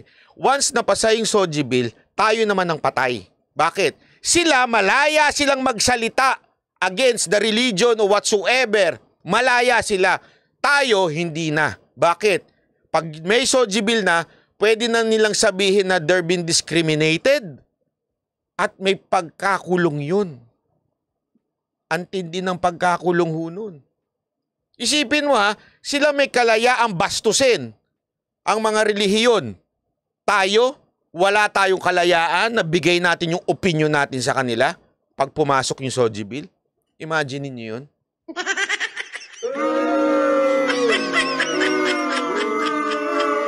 Hindi, isipin nyo na maigi yun. Kaya nga ito, sabi nito siya, pero may sinabi si Subiri na meron daw siya nilabag na law. Hindi, wala ho. Kung may nilabag na batas siya, nakademanda na ho yan, nakulong na ho yan. Wala. Hanap nyo ako ng batas na pwede siyang makulong. Wala ho. Kalayaan niya. Kung ano man ang sabihin niya laban sa ibang relihiyon, kalayaan niya ho yun. As a matter of fact, hindi niya nga niya. Ito mautak din tong maman to eh. Mama yan, lalaki yan, hindi yan kung ano. Bakit to? Mautak siya eh. Alam niyo kung bakit? Sigurado ako pinag-aralan niya yung batas. Hindi naman niya binastos eh. Alam mong ginawa niya? Kinanta lang niya ng hindi traditional. So ibig sabihin, wala siyang, hindi niya minura. In other words, sinaktan lang niya yung puso, yung emosyon nung mga nabibilong doon sa relihiyon na yun. Sinaktan lang niya. Kinanta yung ama namin by dressing. Kaya nga alam mo ang reason niya? Isipin nyo alam mo yung reason niya? Anong pinagkaiba daw niya doon sa reason pala nung iba? Hindi ako sure kung siya nagsabi o yung iba. Ano daw ba ang pinagkaiba niya doon sa mga prosesyon na nagpapapako at nagsusuot na parang Kristo? Is it because I'm gay? I'm LGBTQ? Kaya hindi ko pwedeng magsuot Kristo? At yung lalaki pwede magsuot Kristo? Ganun katindi yung ginawa niya. Alam mo, mautak siya, talagang tinikil niya yung mind ng tao at inasar niya yung mga religious fanatics para sumikat siya. Isipin nyo na mabuti yun. Maiinis talaga yung mga religious na especially, honestly hindi ako nainis. Bakit? Expected ko na, di ba sinabi ko na sa inyo, expected ko na yung gagawin niya. Hindi nga niya ginagalang yung gender niya, galangin niya pa kaya Diyos. So, expected ko na yun. Pero ang ma-offend dyan yung mga religious na mga religious na tao. Pero isipin niyo yun, wala siyang batas na inano dyan. Unless nagpunta nga siya sa loob ng simbahan at doon siya nagsasayaw. Yon, meron na siyang sabit. O kaya sa isang religious gathering. Yun, sabit na. Hindi ho eh. Kaya lusot na lusot siya dyan. Lusot na lusot siya dyan. Walang SOGI bill, pero lusot siya. Anong discrimination na sinasabi nyo kayo mga LGBTQ? Hindi, yung totoo. Anong sinasabi ninyong discrimination? Yan nga nagagawa ninyong malaya kayong nakakapag-baboy ng ibang relihiyon. Tapos sasabihin ninyo, discriminated kayo?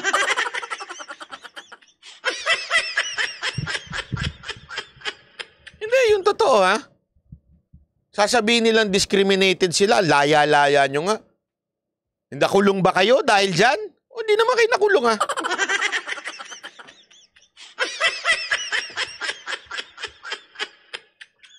Kaya tayo ang patay dyan. Isipin nyo to, pag naipasa yung SOGI bill, sila pwede nilang gawin ng lahat ng gusto nilang gawin. Tayo, hindi natin pwedeng punahin sila. Dahil pwedeng sabihin nila, discrimination. Oh. Hindi tayo malaya magkokomento sa mga tao na ganyan ng gender. Yari tayo. Maniwala ko kayo sa akin. Kaya yung SOGI bill na yan, etong ginawang stunt ni Pura, it only proves that there is no discrimination in our country. Kasi wag niyong sabihing discriminated kayo pag sinasabi naming binababoy niyo kami. Hindi discrimination ang tawag doon, kalayaan din namin yun. Kasi yung problema dito sa mga to, gustong-gusto nila gustong-gusto nila na malaya sila, pero ayaw nilang mabati ko sila. Hindi yung discrimination ang tawag doon. Entitlement. Gustong-gusto ninyo na masabi lahat ng gusto ninyo. Kalayaan namin maging LGBTQ. Kalayaan namin sabihin to sa mga ibang mga relihiyon kasi hindi kami tinatanggap. Tapos, hindi naman namin pwede sabihin namin yung kalayaan namin na sa tingin namin mali kayo. Anong tawag doon? Entitlement. Hindi karapatan yun. Entitlement yun.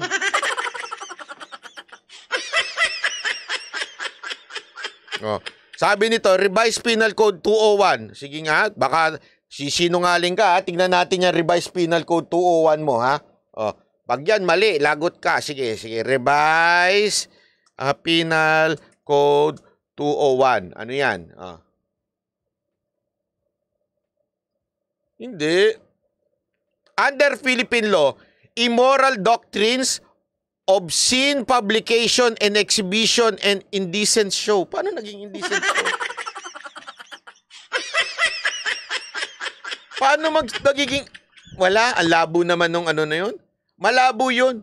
Immoral doctrines, obscene publication. Hindi. Malabo yan. Malabo. Wala ho. Maniwala kayo sa akin, daldal lang ni Subiri yan.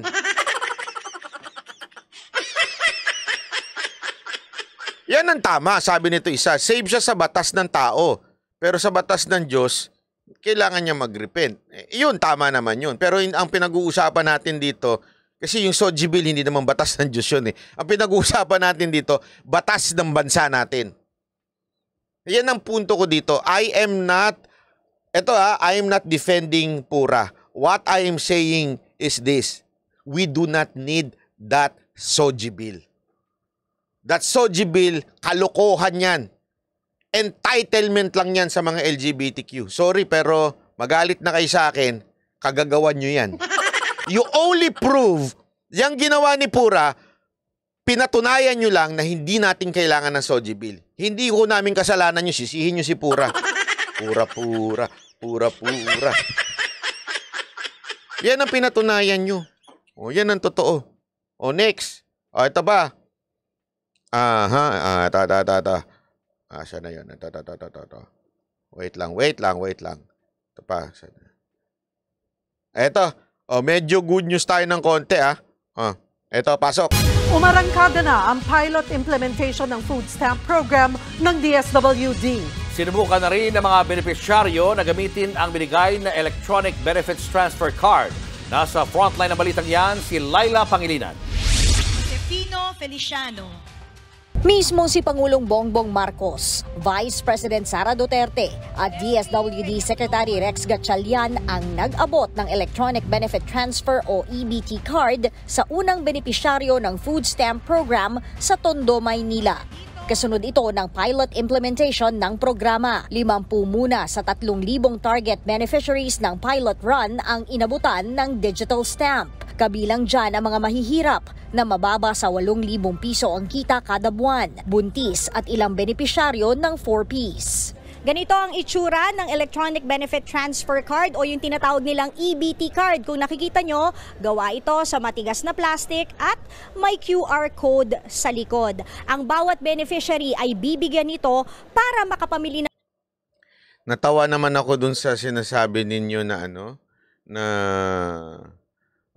yung tawag dito, itong Senate Bill na, Revised Penal Code 201. Alam niyo kung ano tungkol saan yun? Tungkol yun sa an act deterring the continued proliferation of immoral doctrines, obscene publication, and exhibit indecent shows by increasing. Wala eh. Tungkol ho ito sa obscenity, tungkol ho ito sa iba eh. Wala ho sa religious issue ito eh. Kung sino man yung nag-ano niyan. Baka mamaya ako pa ma-misquote dito ha. Hindi ko sinabi ito ha. Wala eh. Basahin ninyo yung buong tungkol ho sa obscenity ito eh.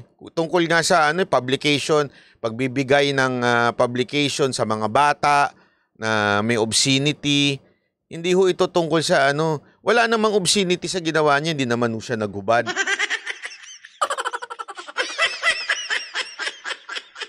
Naman sila sa mga accredited na DSWD stores katulad nitong Kadiwa Pop-Up Store na naandito sa Don Bosco Youth Center. Pwede silang makapamili ng mga sariwang gulay, prutas, karne at kung ano-ano pa. Dito natin ilagay.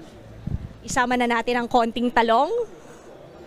Basta ba, suwak siya sa recommended ng FNRI na mga halaga. Nasa beneficiary na rin po yun kung gusto nilang i-max out o ubusin ang laman na 3,000 pesos o pwede namang tingi-tingi ang pagbili. Pagtapos ng mag-grocery, eto, isa-swipe na ng beneficiary ang kanyang EBT card dito sa kanilang POS system, lalabas ang amount at bayad ka na. Para iwas scam o daya, hinihingi din ang fingerprint ng may-ari ng card. 2 tao ang pwedeng mag-register ng fingerprint. Si Maria Fe, natuwa dahil solved na ang pagkain ng kanyang pamilya. Sigurado pang masustansya. Yung malaking bagay, malaking tulong. Okay. Lalo na sa nutrition ng mga bata. Sa food stamp credit kasi, hati na agad ang budget para sa 3 uri ng pagkain. 1,500 pesos ay nakalaan sa bigas, mais at tinapay. 900 pesos naman para sa karne, gaya ng isda, manok at baboy. At 600 pesos naman para sa gulay at prutas. Sa mga susunod na mga araw, mamamahagi na rin ang EBT card sa iba pang bahagi ng Metro Manila, Cagayan Valley, Bicol at Caraga regions, pati na rin sa BARM. Tatagal ng 6 na buwan ang buwan ng ayuda mula sa food stamp program. Para sa pilot implementation nito, magkakaroon naman ng... So, ito ha, gusto ko lang, una sa lahat, gusto ko lang palakpakan ng DSWD, palakpakan.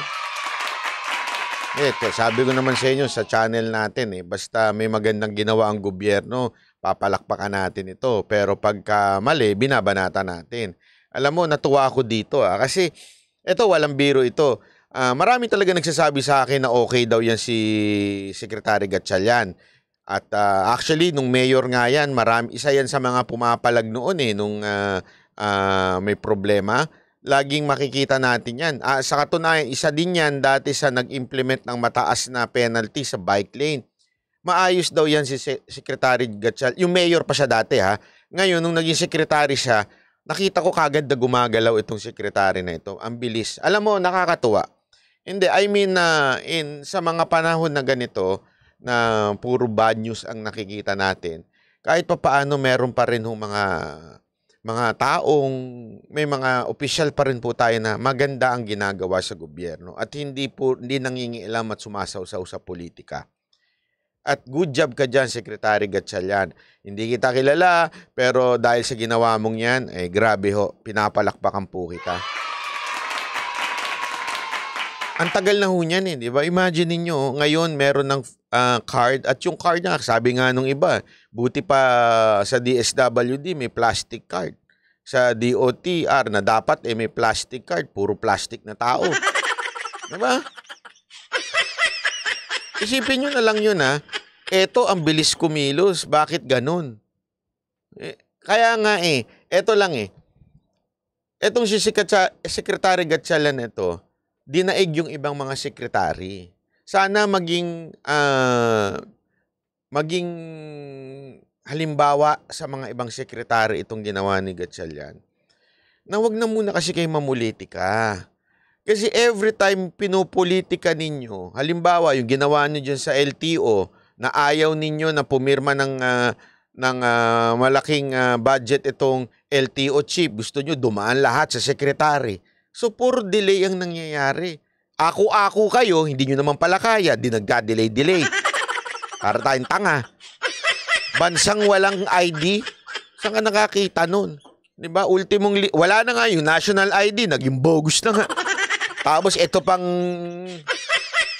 Pati ba naman ng lisensya natin sa pagmamaneho, walang ID? O saan ka nakakita ng ganun? Bakit? Ipinulitika eh. Di ba? O ano pa? DOJ. O bakit ganyang kababagal? Bakit nagloloko mga immigration? Bakit NBI? Kung ano-ano ginagawa? Eh, politiko yung pinuno nyo eh. Kaya nga sabi ko sa inyo, pag ang isang sekretary na mulitika, wala talagang patutunguhan ng departamento. Buti pa itong tao na ito, talagang, ulitin ko hindi ko na-meet yan, hindi ko kilala yan, at wala akong kaano-ano connected dyan. Oh. Sabi nga nitong isa, marami pong nagawa sa Valenzuela si Rex Gatchalian. Oh. Actually, talagang may mga kakilala po ako na residente ng Valenzuela at sinasabi nilang, maayos daw yung mga Gatchalian. Inchik pero... Hindi kasi diba hindi, ewan ko kung inchik sila, pero singkit kasi. Pero Gatchalian ewan ko kung Chinese yun. Sana kung kichiching. Korti mo banat ba ya? Hindi, nakakatuwa lang kasi ang bilis niyang kumilos eh. Isipin niyo to mas nauna pang naupo yung iba, siya, late comer na yan eh. Kasi tandaan niyo, di ba nagka-issues kay Erwin Tulfo? Late comer na pumasok si Gatchalian pero mas nauna pa siyang gumawa ng ganyan. Saka nakakita nun, di ba? Yung iba, tagal-tagal na nakaupo, parang nabulok na yung upuan nyo, uminit na yung upuan nyo, tutulog-tulog pa rin kayo. Matanda. Sorry kasi. Minsan din talaga pagka medyo bata-bata, medyo mas mabilis no? Di ba? Ay nako. Sana lang talaga sa US meron yan, di ba? Sa atin meron na. Kaya nga nakakatuwa. Thank you very much. You're the best. Diba? So sana tuloy-tuloy na 'yan at sana nga pati yung alam mo yung 'di ba yung naging problema na alala nyo yung problema sa ayuda. Nagka-problema diyan 'di ba? Hindi masyado talagang naayos 'yan Even nung panahon ni PRRD, medyo gumanong-ganon 'yan. Sana ngayon tuloy-tuloy na magkaroon talaga ng yung sistematiko, yung hindi parang namamalimos yung mga kababayan natin na parang nagmamakaawa. Kasi pagka ganyan, anyway, may record naman kayo, may listahan naman kayo, di ba? Kaya ang ganda ng ginawa, isipin mo, pupunta ka lang at hindi nila pwedeng ipalit sa Yossi. Hindi nila pwedeng ipalit sa bilog. Di ba? Kasi card ka hindi ka pera, hindi mo pwedeng pambili ng sabuyas. So, talagang, pagpresenta mo lang yung card, i-scan, ito, bibigyan kita ng gulay, di ba? Magandang bagay yun. I really like what Secretary Gatchalian did.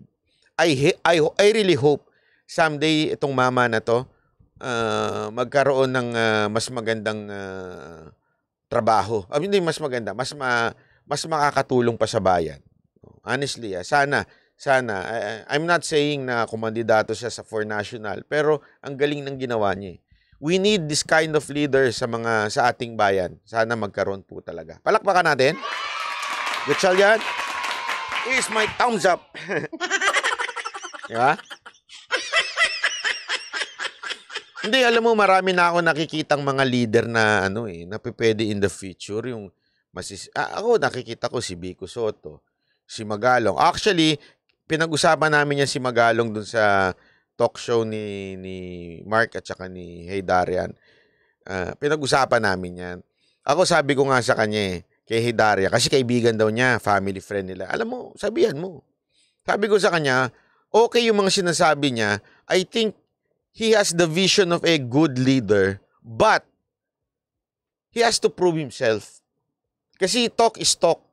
Magaling magsalita, maayos magano, conviction, ayos.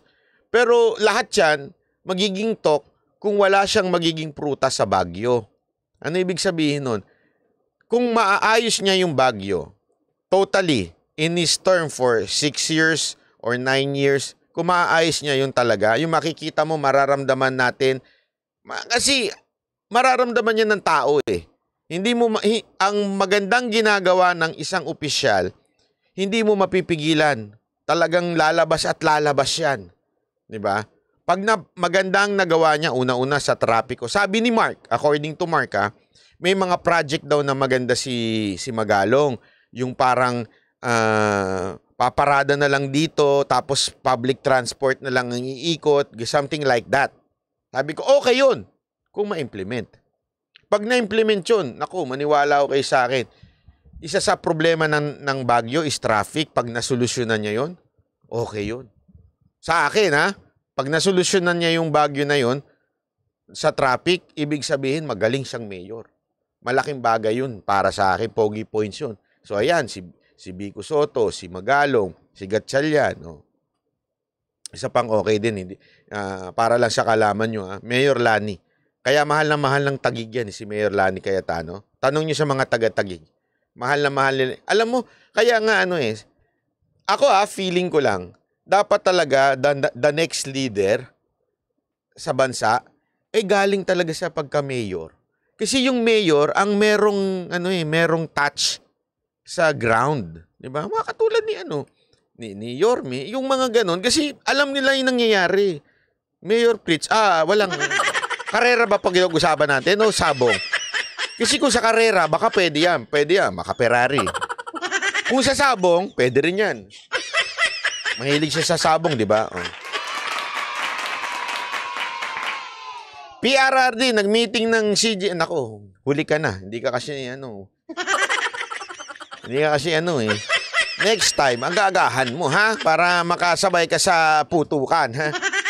Joke lang po, ha?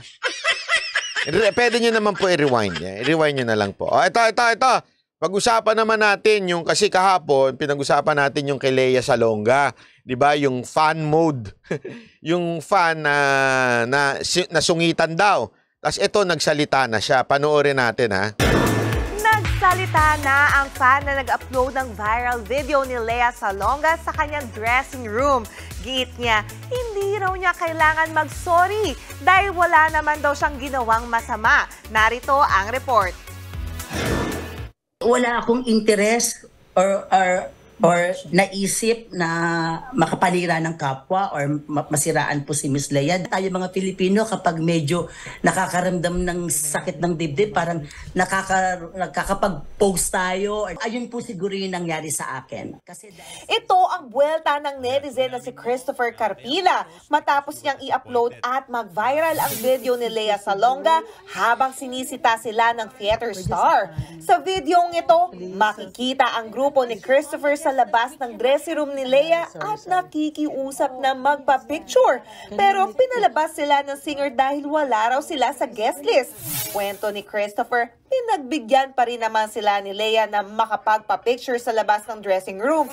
Nga lang, nadismaya raw sila sa naging reaksyon ni Lea. Pare-pares po kaming Filipino, nasa ibang bansa po kami. Alam niyo naman dapat tayo pag nasa ibang bansa po tayo mga Filipino, yung embrace po natin yung mga Filipino. Ang tanong naman ng marami, paano nakapasok sa backstage sina Christopher? Giit niya, sadyang silang pinapasok ng isang miyembro ng production crew. Sobrang saya po namin kasi sabi niya, you can go inside na. At surprisingly, may isang babae pa na sumalubong sa amin para i-assist kami at dalhin kami kung nasaan si Miss Lea. Sa tweet ni Lea, ginamit daw ni Christopher ang pangalan ng artistang si G. Tonji, pero hindi naman daw sila kilala ng aktres. Depensa dyan ni Christopher? Honest mistake po yan. Siguro dahil si girl na kasama ko is talagang na-rattle na siya. Nabanggit niya na lang si Miss G. Tonji, which is ang dapat talaga niyang sasabihin, is yung co-producer ng Here Lies Love. Na si Miss Maria and Sir Guard, nakakilala si Miss Tonji.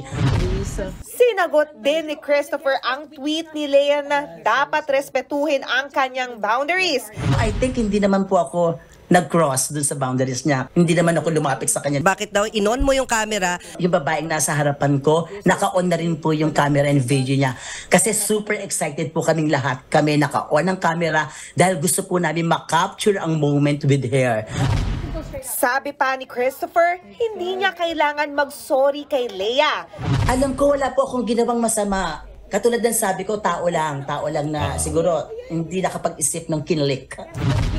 Dumepensa naman ang theater veteran na si Audie Gemora para kay Lea. I was looking at the video, they were like harassing her, you know, with praise. And it was nakakairita, to be honest. Naiintindihan naman daw ni Audie ang mga Pinoy na gustong magpa-picture sa kanilang mga... Alam mo, ito lang comment ko dito fan mode eh. Alam mo yung fan mode ka. I don't know if this mga artista o kaya mga entertainer ay naiintindihan ng salitang fan mode. Pag ang isang tao nasa fan mode, talagang excited lang. Sometimes, it's really irritating. Diba? May mga nakaka-irritate talaga na fan mode. Hindi ako nagbibiro. Kahit ako po, sino sa atin ang hindi fan mode dito? Wag ho tayong magmalaki. Ba't kaya ganyan sila? Mga sino ba yan? May mga Pilipino pa ganito eh. Kunwari, mga Pilipino kala mo makakalusot kayo, mga animal kayo. Kunwari may magpapapicture. Kunwari doon sa isang artista. Hihirit pa. Sino ba yan? Hindi ko kilala yan eh. Sino ba yan? Sino ba yan? Artista na yan?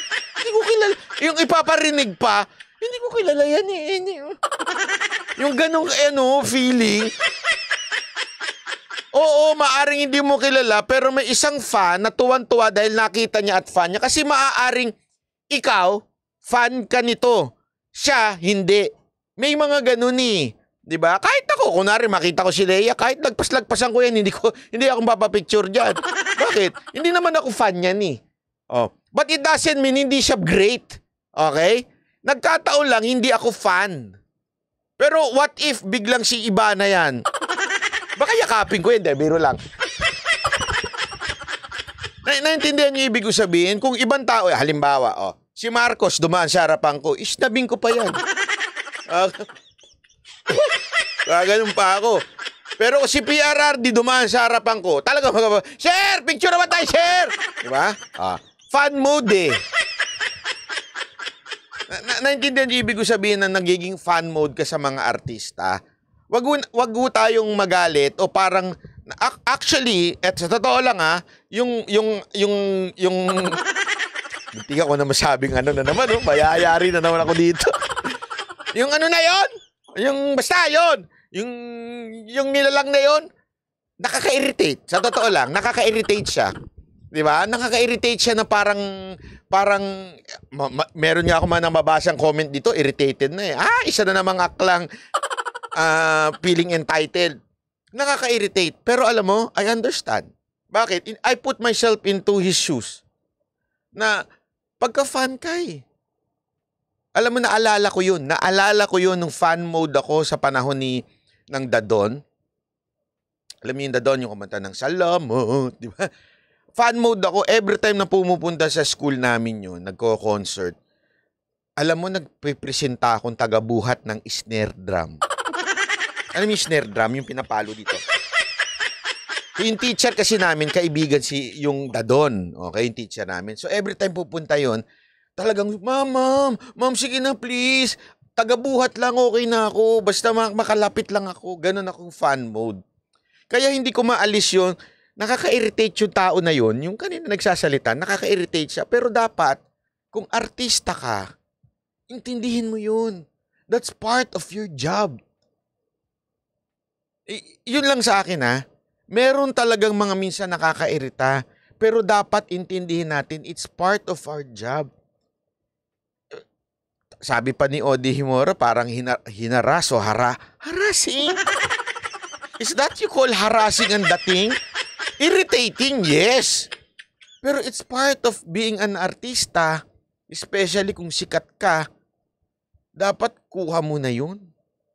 Di ba? May ganun talaga eh. Huwag tayong... Ako ito lang. May kasalanan din naman yung isang makulit na yon. Pero may kasalanan din naman yung nagtaray. Sa akin ha, kung artista ka, sikat ka, it comes with a package na maging mabait ka sa fan mo. Diba? Ang problema ko kasi dito kay Lea Salonga, medyo laking Amerika eh.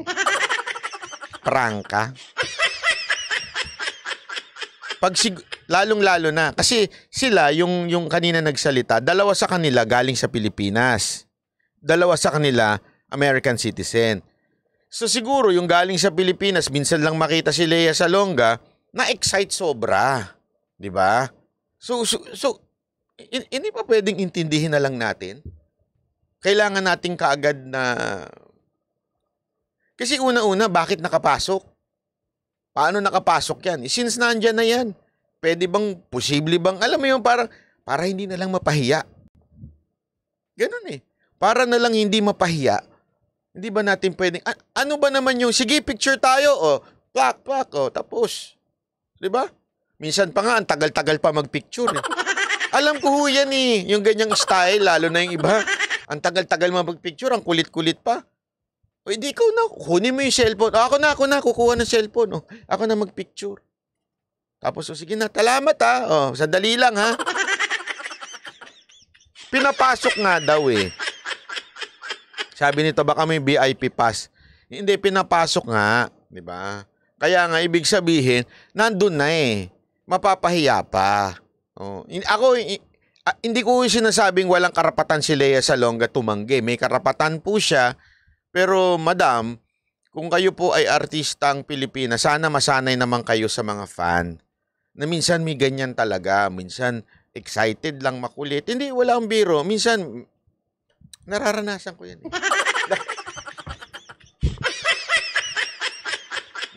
Meron pa talaga ilalapit.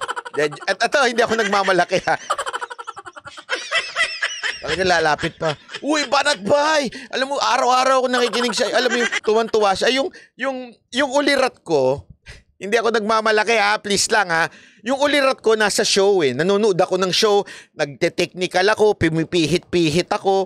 Tapos maya't-maya kakalabit sa'yo. Uy, alam mo, Banat Bay, ang ganda nung hirit mo kay Rimulya. Minsan, yung gusto mong ma-irritate na, sandali, sir, nag-aasikaso ko ng grupo ko. Oh, ayan o, director kasi ako dito. At walang biro yun pag nagsushow ang Mocha Girls. Hindi lang ako technician, director pa ako. Dinedirect ko sila kung paano sila eh. Akala kasi nung iba, na ang performance ng Mocha Girls, basta lang magpapasexy, tapos mga asar lang. Hindi ho. Kung makapapansin nyo, meron kaming ganun. Dinedirect ko ho silang lahat. Staff, artist, even security, dinedirect ko sila. Ganto gawin natin. Kaya busy ako, tapos biglang may mangungulit. Uy, Banat Bay, alam ko, gusto ko yung Banat mo kay Rimulya, tuwan-tuwa lang sila. Tapos sa loob-loob ko, minsan na, yung parang gusto mo na lang, sir, pwede, relax ka lang ha, sandali lang. Sandali, kita mong may show eh. Anong gusto mo? Pag-usap tayo, magkwentuhan tayo tungkol kay Marcos at kay Rimulya. Pag-usapan natin, pati si Isko. Alam mo yung minsan may ganun kang pakiramdam, pero you have to understand, natuwa lang silang nakita ka. Diba? Appreciate mo yun. Ulitin ko ha, hindi po ako nagmamalaki ha. Pero ang sinasabi ko lang, dapat maintindihan natin yun. Lalong-lalo na kung sobrang sikat mo. Nakikita kang kumakanta, ganun ka pa. Di ba sikat na sikat ka eh? So dapat, kasama yun na intindihin mo. Yun lang ang sa akin, para sa mga artista. Maano naman o tayo? Wag naman o tayong parang, hindi, kilala kasi ako dito eh.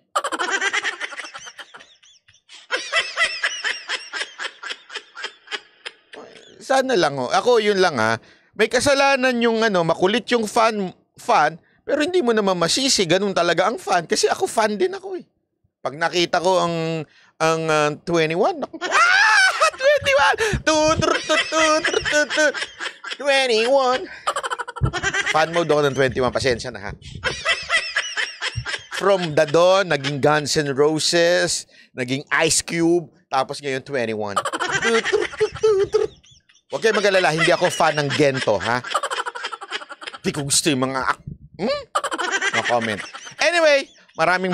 I am lay aside with the security purpose. Marami na nabaril na artista na fans nila dito. Dito kasi, kaya nga, tama ka naman dyan. Ang akin lang, sana paano siya nakapasok? May dahilan di ba? Paano siya nakapasok? Ibig sabihin, at saka, mukha bang mamamaril yung mga babae, yung mga nanay? Parang hindi naman ata. Sabi nyo iba, kasi may mga binaril na daw dito. Si John Lennon fan niya, bumaril sa kanya. Sana lang, kaya nga, sana lang, sisihin niya yung security niya. Sisihin niya yung production niya, ba't nakapasok dun? Di ba? Sisihin niya yun. Dito kasi madaming psycho na, baka naman yan ang isa sa mga, iniisip. Psycho, di ba? Marami naman din talaga yan. Psycho na fan sa Amerika. Totoo naman yan, yung bigla na lang. Actually, may napanood nga ako. Ito, tatin natin lang kwentuhang na lang. Kasi ayaw nyo namang mag-like. Hindi nyo pa malang paabuti ng 1,000, patapos na ako. Nakakita ko nga yung ginawa ni Axl Rose. Kilala si Axl Rose, yung singer ng Guns N' Roses, yung kumanta na, Sweet Child of Mine! Gumaganon. Napanood ko siya.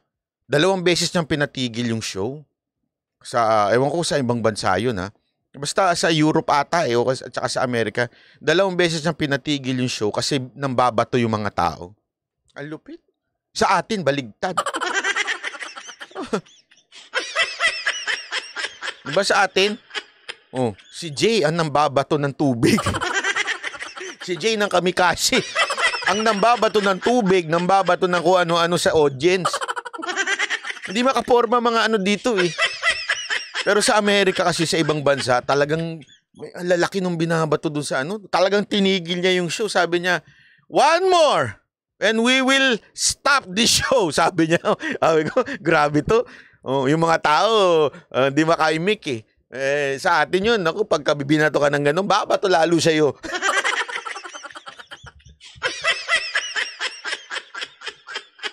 Ay, nako. Anyway, maraming salamat. Thank you very much. I hope magkita-kita ulit tayo bukas. Thank you po. Sa mga nanood po ngayon, I really appreciate you. Sana po natuwa naman po kayo sa ating live ngayon. At bago tayo magtapos, syempre, ito madalas natin tong marinig sa tao, 'di ba? Yung love yourself. Yan. Pagka nagkaroon na ito yung mga lalong-lalo na yung mga yung mga nakikipaghiwalay. Yung mga mga iniwan. Lagi nila sinasabi to, love yourself para makaano ka. You should love yourself first before loving others. Ano ba talaga yung love yourself? Pakinggan po natin to. Maraming salamat po. Kita-kits bukas. Bye-bye. Yung love yourself, tama naman talaga yun Ang problem ko lang sa love yourself is, saan nanggagaling yung love na sinashow mo sa sarili mo? Kung yung love na sinashow mo sa sarili mo, ang basis mo nun is yung love ng world, or yung napanood mo sa Netflix, or yung fina-follow mo sa Instagram, or ang iniidolo mo, imperfect yun. Problematic yun. Bakit? Wala si Jesus dun Definitely gusto ni God mahalin natin ang sarili natin. Pero dapat yung love na yun, ang primary source nun is yung love ni Christ. Katulad nga na sabi ko, we will love ourselves properly when we are full of God's love.